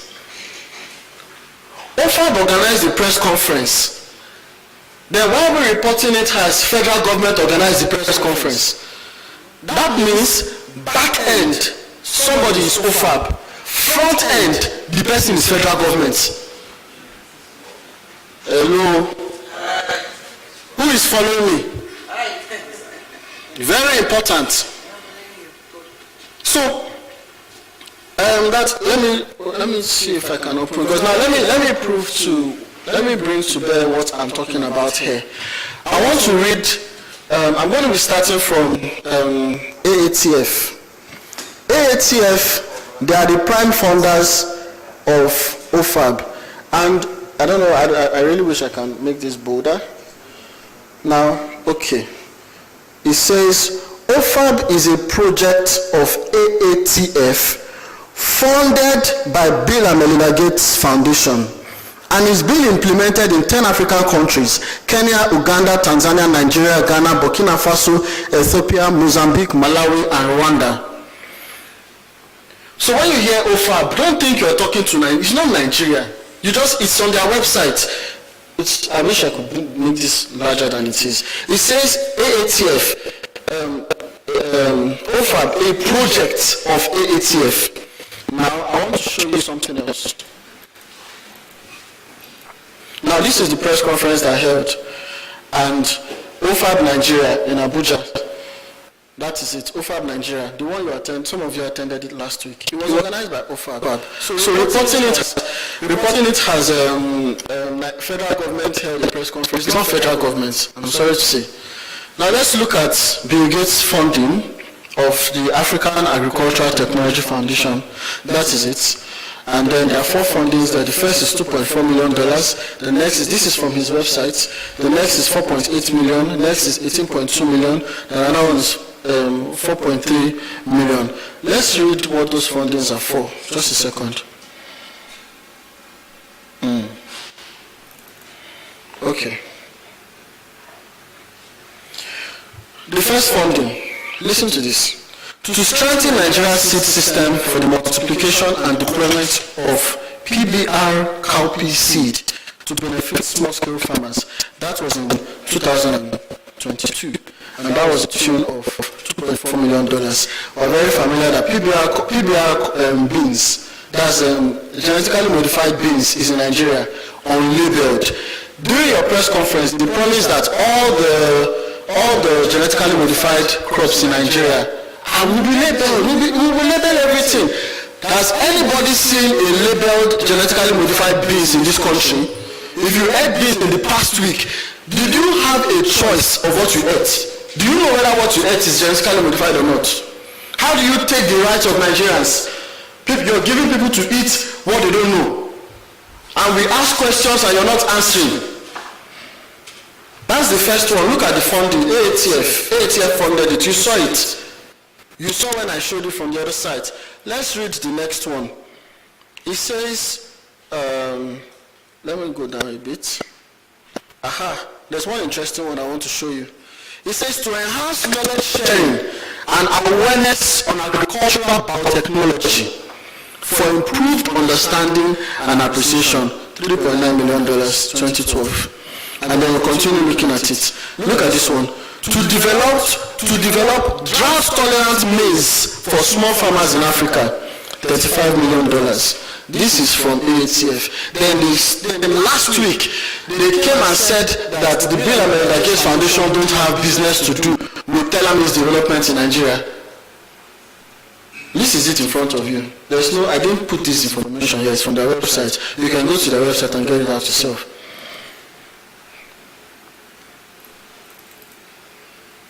There are many more we can show you as regards their fundings. So, Rosgelado put out a press conference and debunking all the things all the concerns with Stella Maize in Nigeria, saying that we are making noise and co. Now, to respond to her, I'm going to read excerpts from her press conference, and I'm going to respond to it in line. Now, she said that she watched a YouTube video where they said the YouTube video was titled "Nigerian government launches Bill Gates funded artificial maize," and she was complaining that it's not true that Bill Gates was not involved. We've debunked that already. That's number one. Number two, another one she said was that the Nigerian government launch of Stella Maize. Now, she knows when to use Nigerian government. This is her speech. She said the Nigerian government launch of Stella, it's not Nigerian government again. You saw where the funding came from. I've shown you where it's coming from. And then he says it's been met with unwarranted criticism. I shouldn't be concerned about what I'm eating. I should just keep quiet and eat it. Like one of those rats that ate it. You've seen those rats that had bulging tumors. I should be one of those rats. I shouldn't ask questions.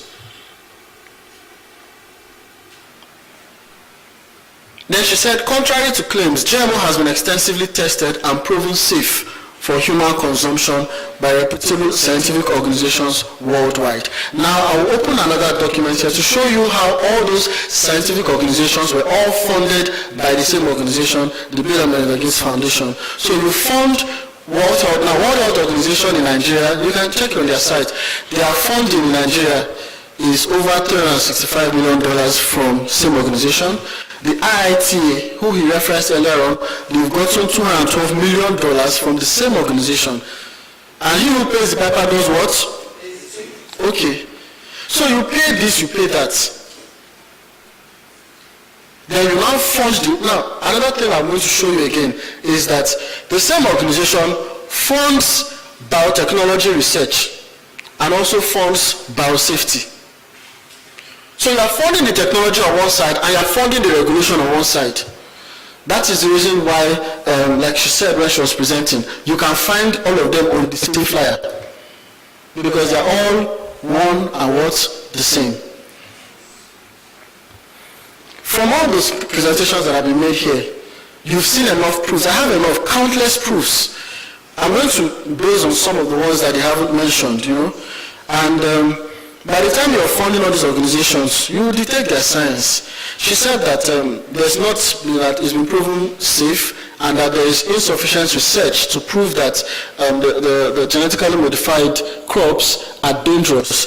I'm going to show you a research that's happened with sterility. They found out that genetically modified crops, especially genetically modified maize, which it has been established here, was rebranded and brought to Nigeria as Stella Maize, brought to Africa rather, the 10 African countries you read earlier on, as Stella Maize. Now, it was found in 2001 to cause sterility in men. And they tested it on rats. And all the rats that they tested it on, all of them became sterile. All the rats became sterile. Let me open that research document here so you can see it. So if they say that there's not enough research, infertility in rats, this is it here. This is another one. The effect of genetically modified food on infertility, this is it here. And in that document, it clearly shows that these things are not safe, even for animals. Now we're going to make all these documents available to you after the presentations so that you can make your own informed decisions and make your reportage also fact-based. So I didn't write that paper, I just showed to you. It exists already. So I want to read something to you. Tanzania, okay, just a second. So I'm flipping between documents, just a second. Okay.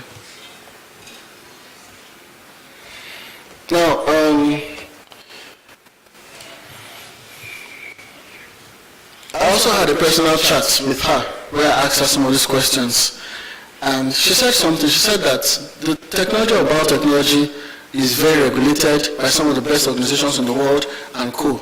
And here, in this place here, now, I don't know if any of them mentioned it, but Monsanto, the parent company that produces Roundup, for this same very product, is being sued over $10.9 billion in America. You can Google it now, you'll see it. Search it. $10.9 billion as of 2020. For what? For cancer cases in over 100,000 people. They got cancer. So for them, for the 100,000 people to win the cases, was proof positive that it came from here. And they eventually started lobbying to use another 1.25 billion to stop further cases from coming. And that's what we're bringing here. So, like he said, like Prof said when he was giving his presentation, they talk about the seed, but they won't tell you that the seeds will not work until you use their own herbicide. The CEO of this organization said, unfortunately, we have to pay an awful lot of money for a product which is perfectly regulated.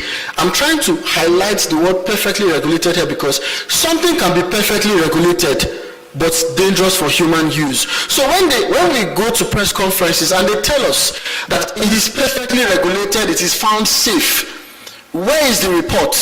I have written to NBMA requesting for their risk assessment documents, no answer. Several other organizations have written no answer. I have written to IAR, the reported organization responsible for developing telomeres, no response. Asking for their risk assessment documents. We want to review it. You cannot tell us that it is safe. Let us decide for ourselves and let's present these things to other African Nigerians that these things are safe. So in the absence of their documents, we decided to go and look at the other countries where telomeres was tried in. And then we find Tanzania here, that Tanzania cancels their GMO trials again. In a totally unexpected move, the newly appointed Tanzania Agricultural Minister announced the cancellation of research trials involving GMO in the country. And this decision is to put in place extra biosafety scrutiny of the imported genetically modified seed. He said it as it was. They couldn't localize it because the man knew what he was saying. And if you go to the last paragraph there, he said it here. These back and forth statements on cancellation of GM trials seem to signify a deep divide within the government and a lack of consensus among officials. He says that, it is most welcome as it will end the field trials of GM cassava, ostensibly to confer resistance to the cassava mosaic virus, and the Bill and Melinda Gates Foundation funded drought-tolerant genetically modified maize field trials under the auspices of the Water for Efficient Maize for Africa, WEMA, rebranded as Stella, which has been going on for the past 10 and 14 years. So telling us that they started it in 2019. This is a report from Tanzania telling us here that this thing has been in office for about 14 years. And the link is there. We can make this available to you so you can see it, but you can see it yourself.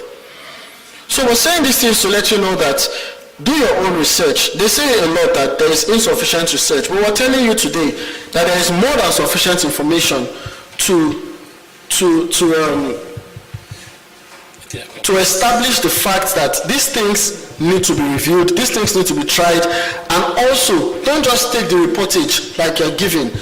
Go, look at it again, and decide exactly what you want. Ask them the right questions. Inside one of their speeches, they said that GMOs are edible vaccines. Have you come across that? GMOs are edible vaccines. So that means if I bring out a GMO product and I put vaccines inside it, like they tried in Uganda, they tried to put vaccines inside their banana because banana is their staple food over there. They tried to put vaccine in, but they've been having issues with it. So if they roll it out, that means each time you eat those things, you are vaccinating yourself. You're not aware of what you're eating, you're just eating and vaccinating. Will it be labeled? No. So the question arises, the woman roasting corn at the junction, will she ever label that thing and let you know that it's GMO? No. So all the safety concerns are valid, and Nigerians must ask the right questions. And also, those of us in the media, we must also ask the right questions. Ask them where they got these things from. Ask them for their risk assessment. We've welcomed them. We are open to debates. We invited them for debates, and I'm going to say this again, we're inviting them for an open debate with you, ladies and gentlemen of the press. Be our audience, be our witness. Let them come. We will sit with them. And then we will decide, we will debate on these things and let Nigerians decide exactly what they want. Thank you. Thank you, Max. Please let's put our hand together for Mr. Shepherd.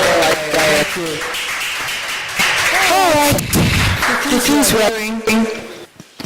You know, while I was seated there, I was having a conversation with one of my girls who actually did her NYSC at biosafety.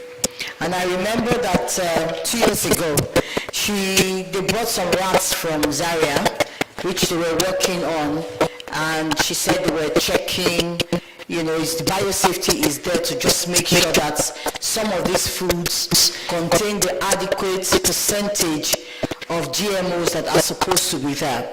So, and I asked her the question, so why is there so much noise about GMO now? And I think that is what we're going to be asking and the conversation we're having in this space. And I'm glad that we're going to be getting clarity on this. The one thing she said to me is, they say it's safe, but every stakeholder should do their research. And I'm asking, if you say it's safe, then why ask every stakeholder to also do their research? So there's something that, we don't know, and it is for us as journalists to break it down to the simplest of English and understanding for the farmer who just needs seeds to plant, who doesn't have money, but will be glad for some seeds to be given to him to plant and just produce food. How would he know what he's doing? Because yes, these products, you can NAFDAC can say put information about what you have, but corn, rice, how do you have information about the chemical components of those things? How will the farmer know? So it's now time for the media interaction session. And I want us to, in order, raise your hand. We'll take some numbers. I'm sure that within the time limits that we have, we should be able to give questions thrown at the panelists.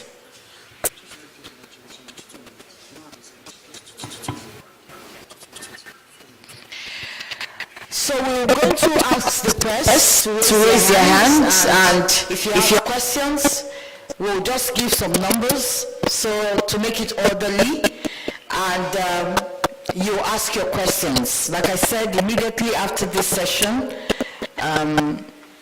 we will be closing. So please, if you have, I would like someone to please take the numbers and let me know the media houses, the hands that are being raised. I just need someone please to take the information from me. I have one there, and that's two. But I need someone to take the names for me so that I can appropriately address them. And I hear the microphone, the handheld microphone is having some humming sound. So you will need to press,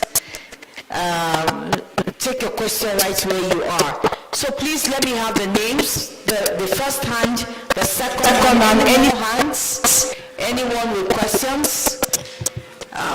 Okay, and there's a third one. So while we're doing that, I would like to quickly invite Isaac James to make a comment. You can actually do that from where you are if you want. Okay. Please. All right, so he represents the Youth Civil Society. So let's just have a comment from you, 1 minute. Yeah, thank you.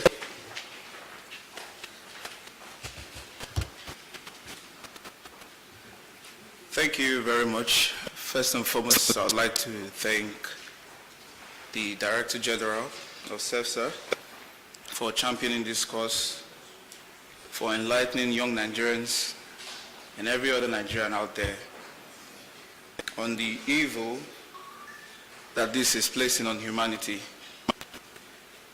One of the speakers here rightly said he has 3 children and he would like them to stay in Nigeria, feed in Nigeria and be healthy kids. But I'm addressing millions of Nigerian youths today that some of the impacts that have been stated of GMOs are global trade deficits, long-term health implications, economic dependence, environmental degradation, food colonization. The following risk assessment is a threat to our humanity and our sovereignty as a nation, and as such should be given top priority, not only by the government, but by every young Nigerian out there. Professionals in the food and agriculture space, now is the time for them to make use of the authority to make sure that Nigeria is safe, not just for them and their children, but for many generations to come. One of the major reasons why this is posing so much threat to Nigeria is because we have a system that doesn't regulate the funding we get for research, and that goes to speak further on the faults of the government for allocating resources for research in the country. And as such, a bill, I'm calling on the National Assembly to push for a bill to regulate funding from scandalous and several international organizations, because these organizations are intentional, very intentional about poisoning Nigerians and posing a risk to our economic independence and our sovereignty as a nation. Because this bill will go further to ensure that we don't get funding that are specifically targeted towards poisoning our country, our generation, and our future as a country. We've also seen cases of conflicts between government organizations on their stance on the GMO crops, and this calls for legislative oversight on this matter. So far, it might seem as though the National Assembly has been quiet about the matter, but on the 16th of May, the House of Representatives resolved to a motion to ban the commercialization of the GMO crops. And this motion was referred to the House Committee on Agricultural Production and Services, and the following are the names that we should look out for. The Chairman of the House Committee on Agricultural Production and Services, Honorable Bello Kauji from Kebbi State.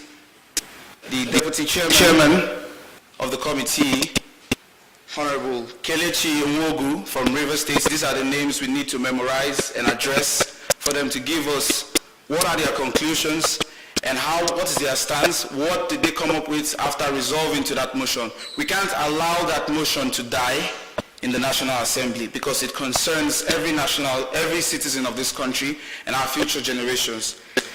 The Clerk of the House Committee on Agricultural Production and Services, Mr. Tukur Tata, the Deputy Clerk of the House Committee, Mr. Talatu Yakubu. We also need to remember those names. I can call them again. The Chairman of the House Committee, Honorable Bello Kauji from Kebbi State, the Deputy Chairman, Honorable Kelechi Nwogu from River State, the Clerk of the Committee, Mr. Tukur Tata, the Deputy Clerk, Mr. Talatu Yakubu.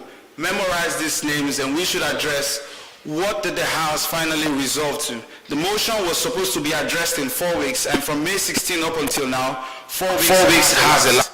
And we need to know what has been done concerning this particular bill. I would ask for another minute to finish this. I would also like to address, as much as we have several controversies around the federal legislative arm of government, this legislative arm of government should not accept this.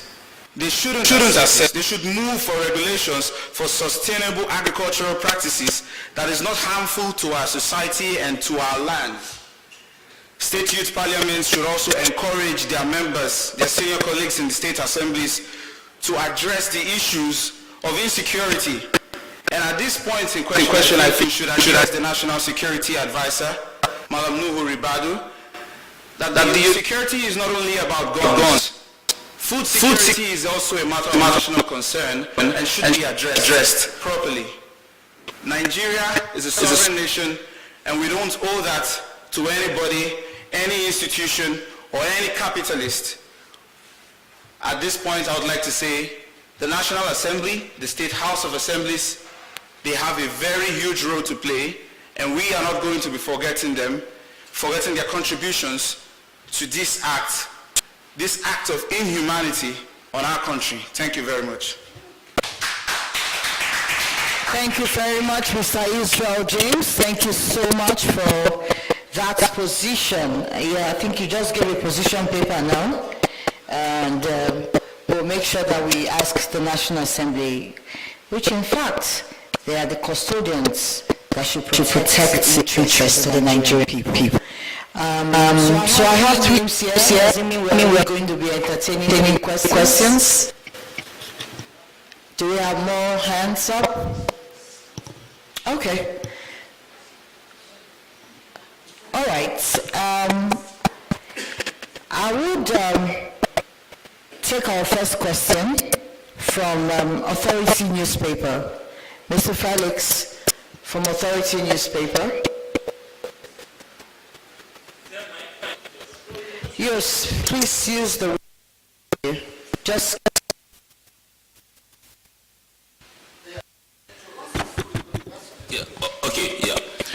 My question is just straightforward. So I want to know more about the corn. Is it already in Nigeria?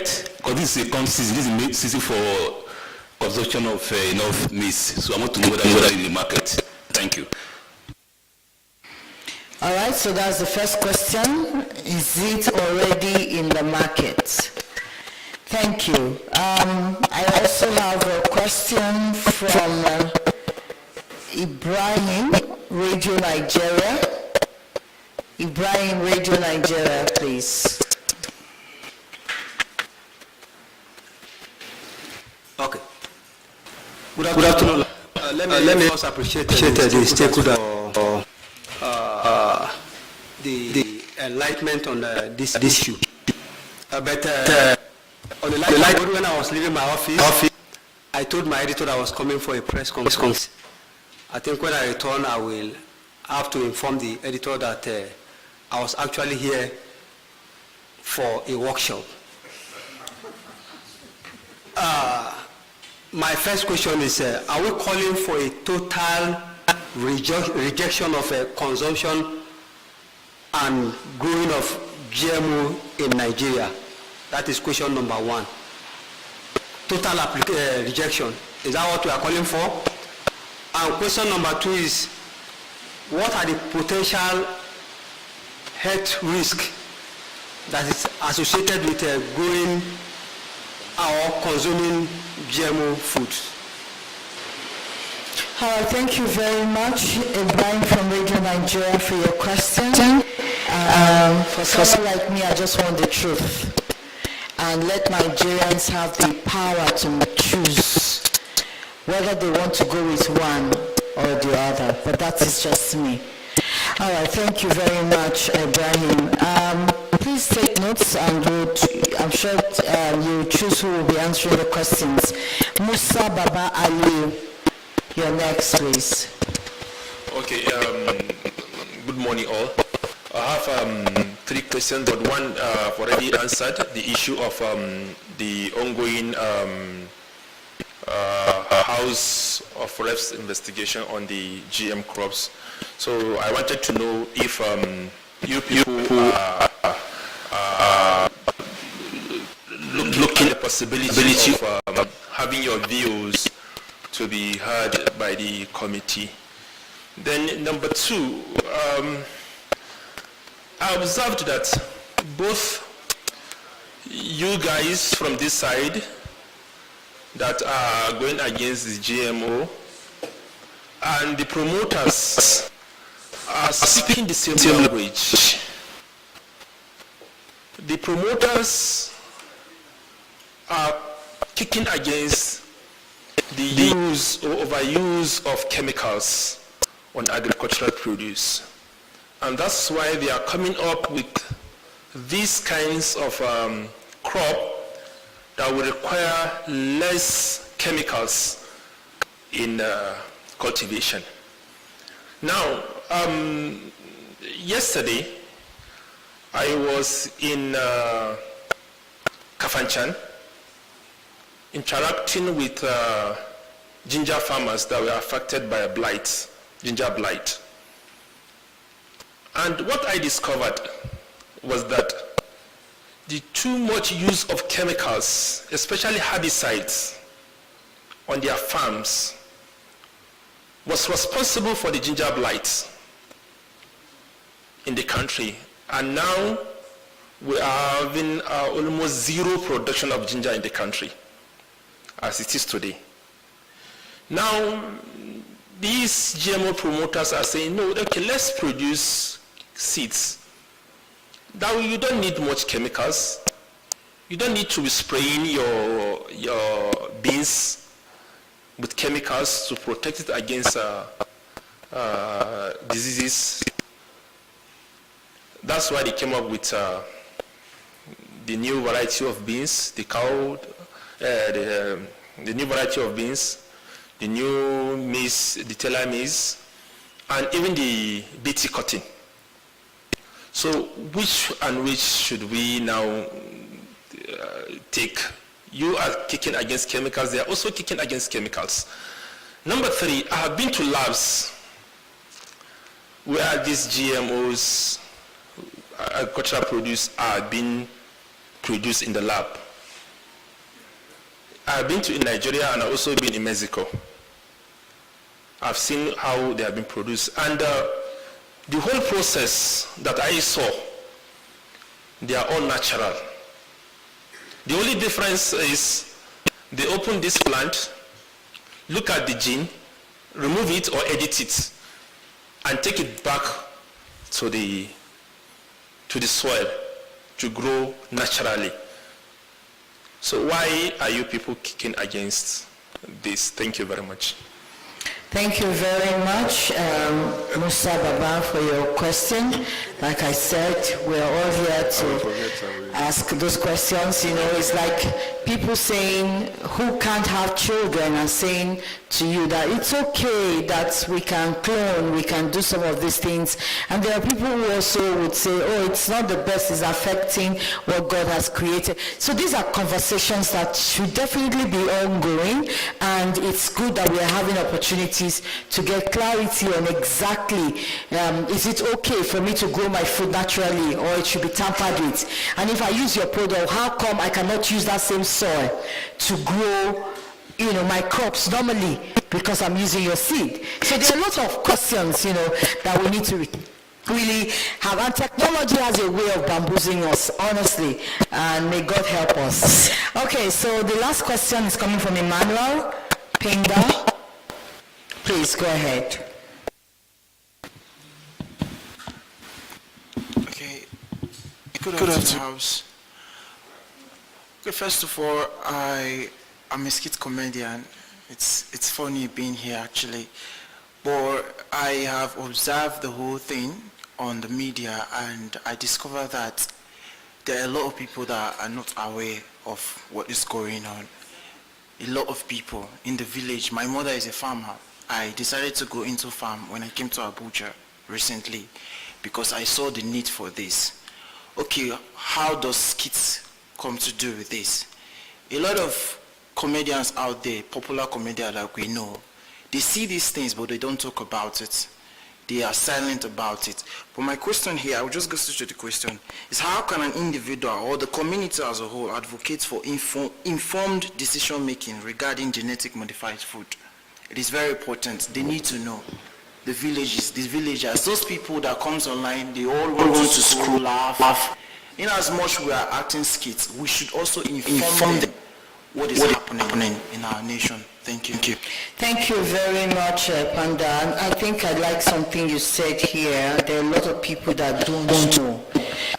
Some people, and as much as possible, there is access to information is very low, but it's very key. So I'm sure that how do we go about informing a lot of people is one of the responsibility where the media is here today to learn, know, and know what they would do with the information when we go out of here. And also, I would also say that the organizers will find a way of breaking it down to those who will use it, because most of our farmers, unlike what we see in other parts of the world, where the farmers are the ones that sit down with government to dictate what happens, here our farmers, a lot of them who are really doing the job, don't have the literacy or the opportunity to actually do that. So before while you're settling who is going to be answering the question, I would like to quickly, I'm happy that this young man talked about the skit makers because the president of content creation and skit making is right here in our midst. I would like to call Mr. Obina Michael, please say something on that. Thank you very much. And then the other technical ones will wait for our panelists to put their thoughts together on who is going to be answering those questions. Obina Michael, please. Good afternoon, everyone. I'm glad to be here, firstly, and I've heard a lot of questions. I'm interested in about two questions that two young gentlemen asked. Firstly, I would appreciate the speakers and the organization present. There has been too much English. We have to hit the nail on the head. Firstly, somebody said if the GMO food is safe. He's still asking if the GMO food is safe in our country. I would help you. Please, the media, are you here? Please, stay where we are. Please, position yourselves because I would like to share some messages with you. Firstly, I will tell you that Bill Gates and his foundation, they have come to Africa to eliminate us. I should shift. Like this? No, you're fine. Okay, fine. I am a youth ambassador, youth leader, PCC president, Corporate Affairs Commission ambassador. And I'm telling you because I know. I have made my research. This is not by somebody's telling me or I'm hearing it from here or propaganda or conspiracy theory. This is not conspiracy theory. Take my word and share it to the... Please send it, if possible, tag Bill Gates to the video. I am going to be posting it. I will make sure that this video gets to him direct. Bill Gates, please leave Africa alone. No, leave Nigeria alone. Because we are tired. We have seen a lot of atrocities you have committed around the world. Go to India today. They've embraced the GMO food. Go and check what is happening. People are dying day by day. Some African countries too. If you know that your name is Bill Gates, go to Russia and go and advertise GMO food. I am sure that you will not come back alive. So why are you interested in our own plant, our own organic seed?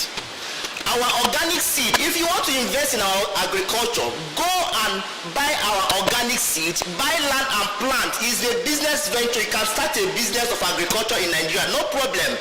As a matter of fact, me and my billionaire friends, we are going to be buying several lands and we are going to be occupying a lot of states to plant our natural seed, the natural seed that God gave to us, not the one that they took to the lab to go and tamper with.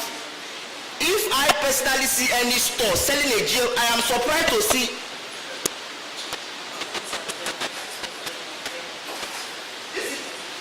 This is my first time of seeing this in my life. If I go to any store and see this, I will personally take it and I will march it to the ground. Let them arrest me and take me to jail. I am ready to go to jail for this. We are not joking here. You are too relaxed. This is a matter of security. It's our body. People are dying because of this. There is no time to speak plenty English. Let the conversation start now.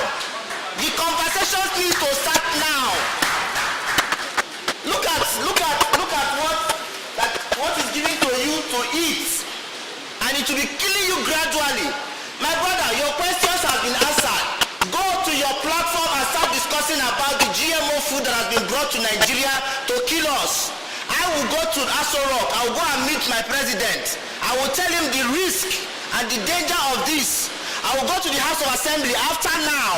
I will go and meet who I am going to meet there and tell them the risk of this. Thank you so much. Thank you. The media, don't cut this part. See, I hope you are recording. I need my video, please, in case the media takes this out. Thank you very much.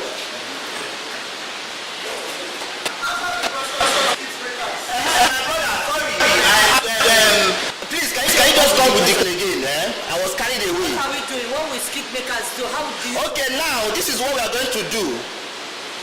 I personally will discuss with some of these content creators today, because to make a content, I will explain to them the risk of GMO foods. If you are following the platform, check out a news later today or tomorrow. We are going to post about GMO food. We are going to create content and educate Nigeria that this thing is devilish and evil to our country. We don't want it. My brother, I want you to go and make a content. Send it to me. I will pay for the promotion. YouTube, Facebook, everywhere. I will promote it. It's evil. I already make a content, sir. It's online. I released it today. Yes, I released it today on YouTube. Thank you, sir. All right, thank you very much.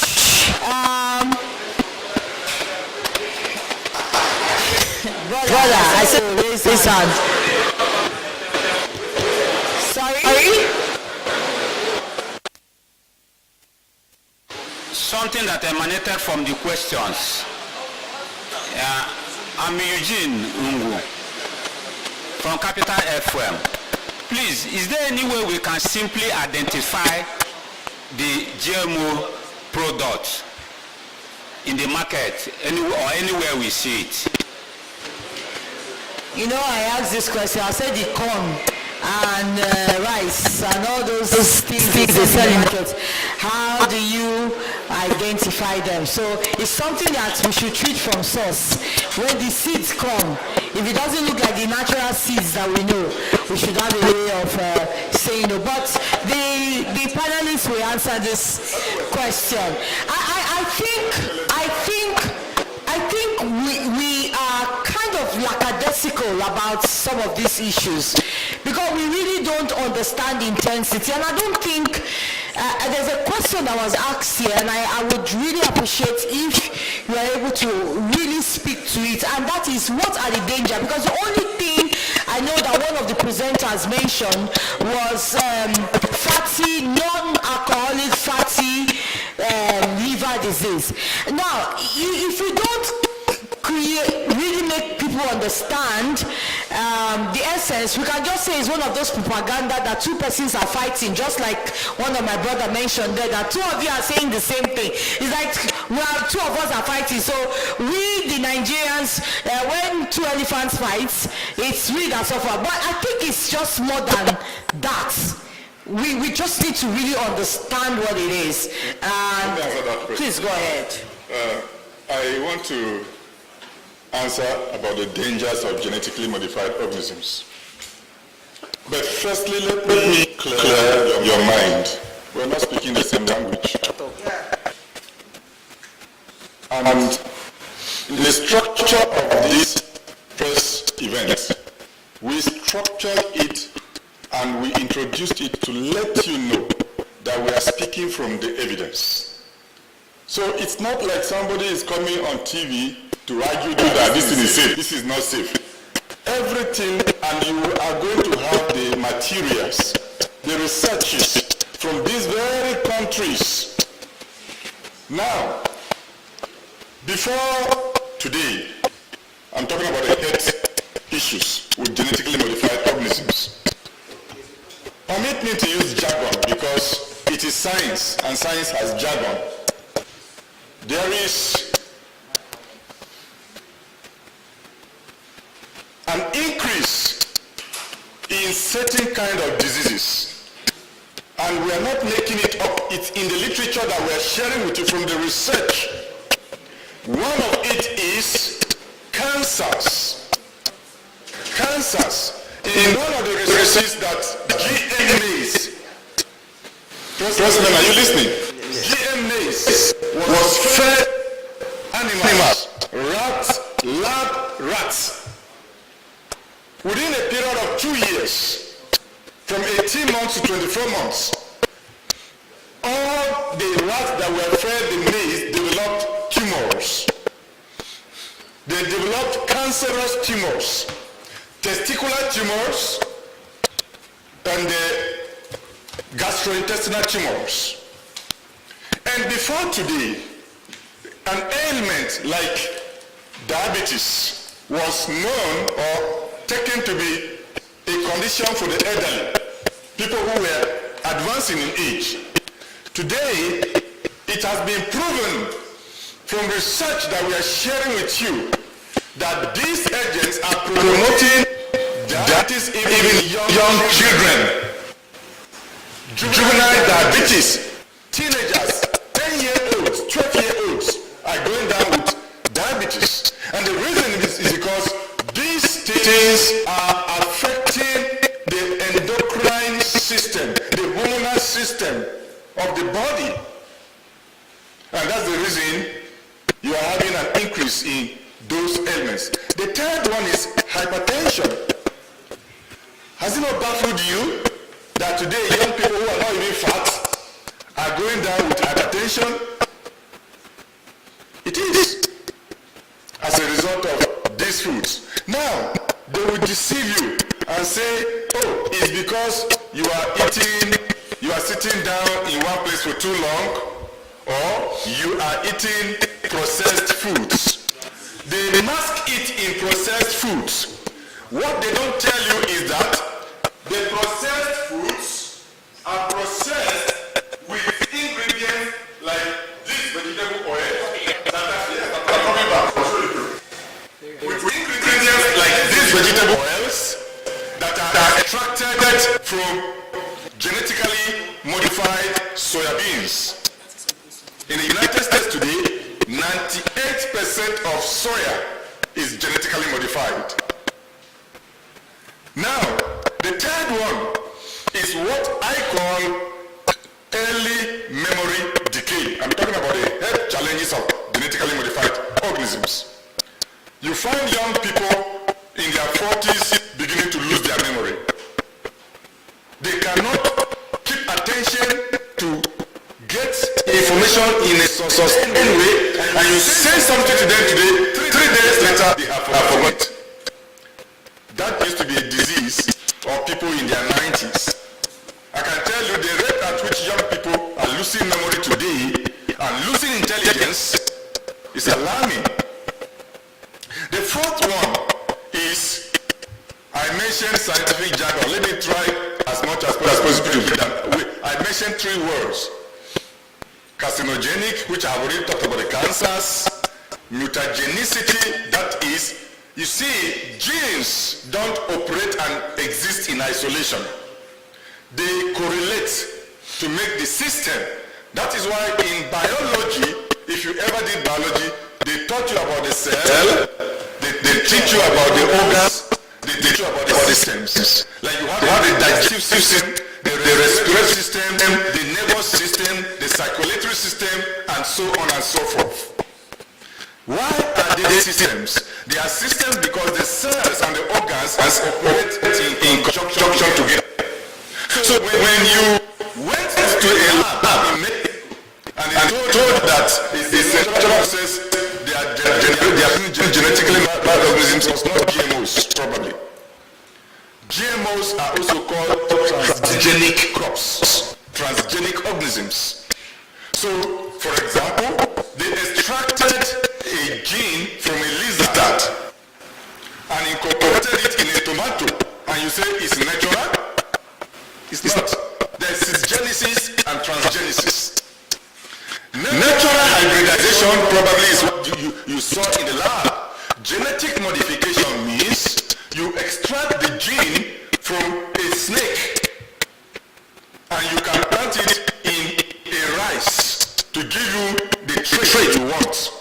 That is why I am on record calling on the national security architect of this country to advise the political leadership of this country about the inherent security breach that GMO can bring, because it is tantamount to gain of function research.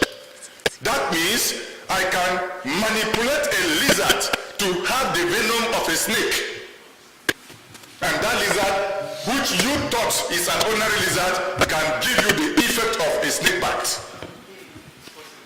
They are biological weapons. They can be, because they can be engineered. So these are just some of the health issues that genetically modified foods can bring. But as I mentioned, strategic national security, thank God we are in a military security facility. I believe they are listening to us. They need to interrogate these things, because it can become gain of function research, especially that Bayer Crop Science sits over there in the EU, engineers it and sends it to you, and you are there because you are not a patriotic citizen. You are deceiving and misleading the political leadership to compel Nigerians to eat it whether they like it or not. Tomorrow, what will be there that they tell you that, oh, this thing can grow without water? Another day, and we have research, what we are going to give you, you will see inside if you have the patience. And I encourage you, don't be lazy. Don't be lackadaisical, to use the terms that my sister used here, that sometimes we become too lackadaisical. Go through the materials we are giving you. It's not only the research that we did that you will think that we sat and made it up. Tomorrow, they can engineer that crop to make sure, which is already happening, that do you observe that your grandmother used to have 10, 9, 11, 12 children? Now young girls are marrying and they are jumping from one fertility clinic to the other, struggling to have one conception.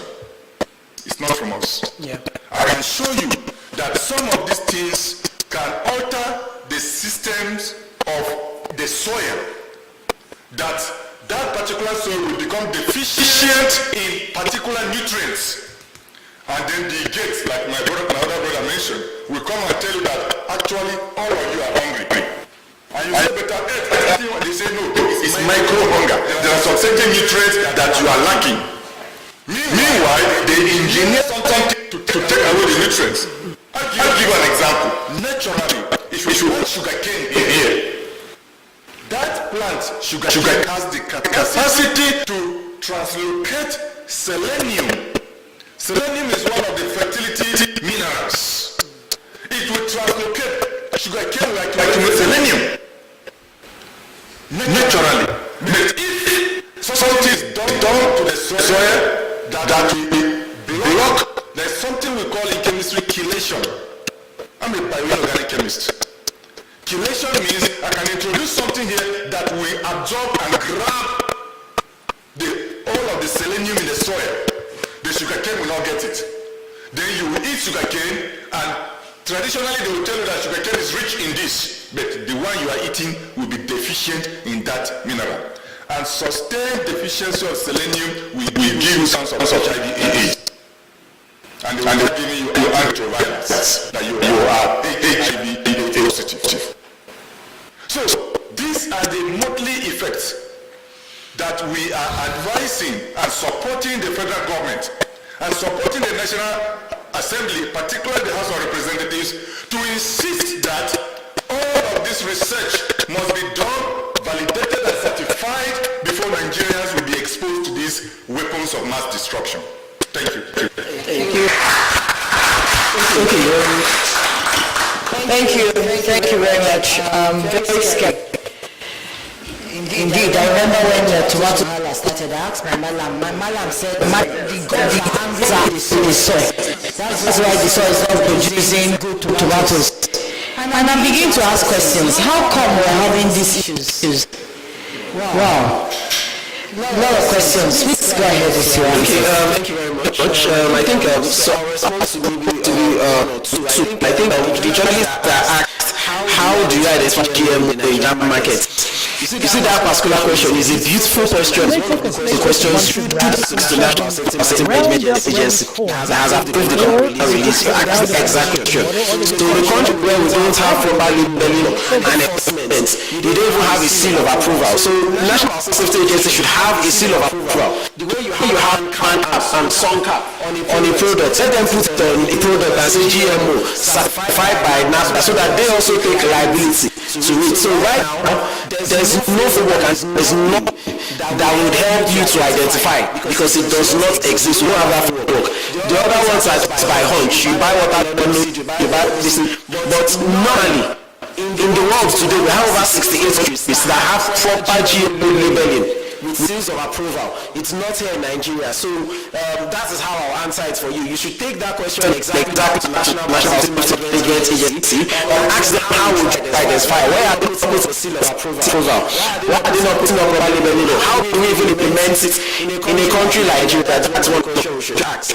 And then I think my brother that talked about report from farmers when he talked about ginger being bleach and they attributed that to the use of the chemicals. I will tell so if you follow Machiavellian law, there are several steps on how to conquer and control people.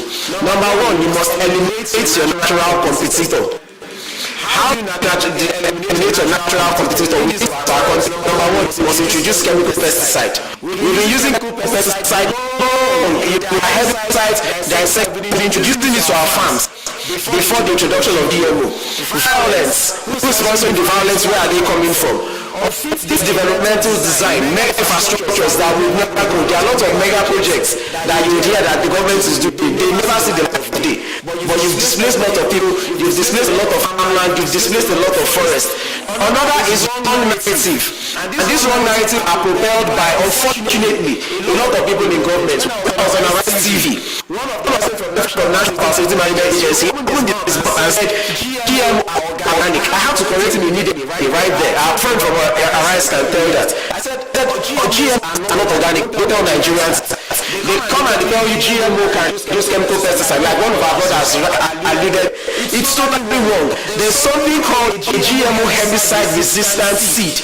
That particular seed, if you plant it, you apply as many chemicals as you want. That particular GM seed would not die. It will kill everything around it. But that seed will die. Now what happened? Now, and you can write this down, put it on wall. Before you know it, you see that GM, that G that you're talking about, that is a traditional species. It will not survive all of these chemicals. It would go very soon. They will start engineering GM ginger. They already tried it on GM cassava. It failed. It has not entered the market. The cost failed. Ask IITA. One narrative will come. They will tell you it is safe. They will tell you, oh, it is our own. Nigeria's own. It is not Nigeria's own. They push laws. The next one is after they eliminate the competitors, they will make sure regulatory framework in weak countries like Nigeria are designed to favor them and give them control. That is why you have a patent law in Nigeria. That is why you have a variety law. They tried pushing the Council Establishment Bill 2 years ago. We see consumers of crop life. Now that is not used there. That is not used there. That same bill has a section where it says it's going to revoke the rights of any other agency as that is totally tied to the Bible. If you want to destroy it, before you leave the man house, you go in there, buy the man and buy it. That is exactly what they are doing to the man. They will tell you piece of business in Nigeria. They want to remove NAFDAC. If you give them chance, they remove NAFDAC, remove NESRA, remove SON. Easy entrance into the country for who? Because they love us, they don't. So number 2 is the law. They will put in laws. Then they will come in as a messiah. They will bring in GMs. They will bring out the GM technology. They will bring mosquito. They will bring in George. The soil is for the public to provide. We are seeing these things every day. And it And it's easy to say, oh, we are responsible for research. That is another wrong narrative that they try. So we must be very, very careful. A lot of our traditional species, Prof was saying it, and I also said it there, a lot of our traditional species are disappearing.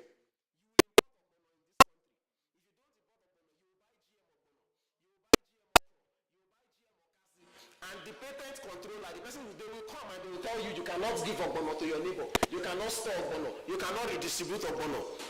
And they will tell you we're giving free patent sharing to your agricultural research institutions. If you want to help agricultural institutions,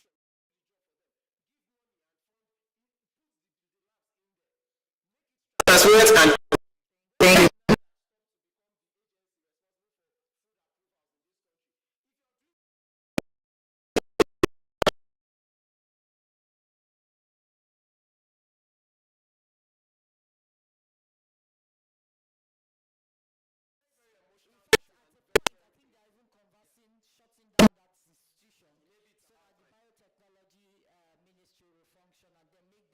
department in that space. Well, these conversations will keep going on. Yes. I was eating a cabbage one time and I'm not using this cabbage because it was looking so like rubber and I'm very light. So I went back to the market and told my man, please don't give me that light cabbage. Give me the one that is heavy that I can see I can feel it. So many things are happening, but we need to keep asking the questions. Yes.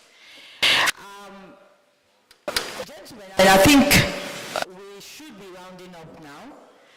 I see a hand for a question. I don't know if we can take that, but let's hear Madam Bassi say one thing, and then we'll come to you. Please, don't go away. You have entitlement to lunch, please. So please, let's just quickly take it because it's been prepared already. All right. Yes, go ahead. Yeah, I think I just want to say one thing. Prof has already said it. I just want to answer one question. My colleagues have already done justice to them. He said we are dealing with the same thing. We're not dealing with the same issue. We are not the same with the proponents of these GMO profiteers. They are the ones even propagating the chemical industry. Like I said, in 2016, Nigerian Biosafety Agency approved the glyphosate herbicide-resistant rates despite our objections. With that maize, you need this to grow their maize. What it means that their maize can resist it, but it will kill every other thing. So they can't come in to say they are opposing chemicals when they're the ones approving the chemicals with the combo of the permits they've been giving to the likes of a questionable company like Monsanto. So we are not in the same boat. Please don't put us and NAMA and OFAP in the same sentence. You can put NMBA, National Biosafety Agency, because they are operating with them seriously. Like we said, it's not them to be regulators, they become like they are PR agents, spinning out all the junks that profiteers will say. So we are not doing the same thing, we are not promoting the same thing, we are not advocating the same thing. We are advocating people over profit. We are saying save our environment. We are saying eat organic. There are other alternatives. Agroecology is the essence. Ban GMOs now. They cannot coexist. We cannot have GMOs and organic. Ban them now. Thank you. Yes.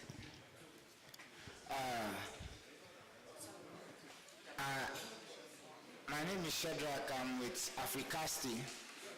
I've been covering this genetically modified DGMOs for quite a while. And I would want to know, please, for clarification, what is the difference between genetic modification and genetic editing? I ask this because I covered an event by AETF where we are made to understand that telomeres is actually a product of genetic editing, not modification. There is something we call in English language semantics. Genetic modification, genetic operation, genetic editing, genetic engineering are children of the same mother and father. The same thing. All right. Thank you. Thank you very much. Please, media houses, please ensure all media houses present, please ensure you drop your email addresses and your phone numbers, because all the research materials, all the slides that have been shared here today we are going to make everything available to you, including videos. We're going to make everything available to you. And before you go also, we have, there's a refreshment for you, please. So stay back. And but in closing, please just hold on. Yes, at the restaurant, yes. In closing, I want to respond to one of the questions. And I'm going to read what the President of the United Mexican States said last year. He said, the main purpose of these measures, first of all, he issued a decree to phase out genetically modified corn. And he issued a decree to phase it out, and this was his reason. The main purpose of these measures is to protect the rights to health and a healthy environment, to protect native corn, to protect the biocultural wealth, peasant communities, and gastronomic heritage, as well as to ensure a nutritious, sufficient, and quality diet. You know, Mexico embraced genetic modification of food in 2009, and by 2023, they were initiating a 4-year plan to roll back what they did in 2009. So if Nigeria in 2024, we are considering entering into what Mexico entered in 2009, and they are currently running from, I don't think that we are learning examples of other nations. We're going to make all this material. I'm sure that if you want further conversation, you can just use conversations. Individually, you can ask them the question. I would like to call on Prof to please give us the vote of thanks. And Madam Grace, Miss Grace will be available to walk. Those of you who don't know where the restaurant is, she'll be able to take us down to the restaurant where we can have our meal. All right, so thank you everyone. My name is Mute Olori, and I would like Prof to please do us the honor. Okay, Shago to do us the honor of the vote of thanks. Thank you. Ladies and gentlemen, members of the press, we want to thank you very much for coming out to this World Press Conference and also the Media Symposium. Thank you very much for listening. Thank you for participating. And we do hope that the materials that were made, the things you have heard and learned today, and the materials that you're taking from here, you would first ingest it, understand it, and also report it adequately to inform Nigerians from a very informed perspective, so Nigerians can be concerned first about their health, because health is wealth, and what you eat, you become what you eat. Some of the foods that we eat us up. You know, we're looking at juvenile diabetes today, juvenile cancer. Many of these sicknesses never existed until we began to alter the things that we eat. So we are looking at informing our country, our people, and the world at large of the importance of paying close attention to the things you eat, the quality of food you eat, asking the right questions, and joining the movement to ensure that the government does what they need to do, the agencies do what they need to do, and ensure that we have a very healthy community in our country. Thank you very much, and have a wonderful day. Thank you. All right, so we can go to the restaurant. I hear it's downstairs to have your meal. Thank you. Oh yeah, if those who are interested in taking pictures, please let's take pictures.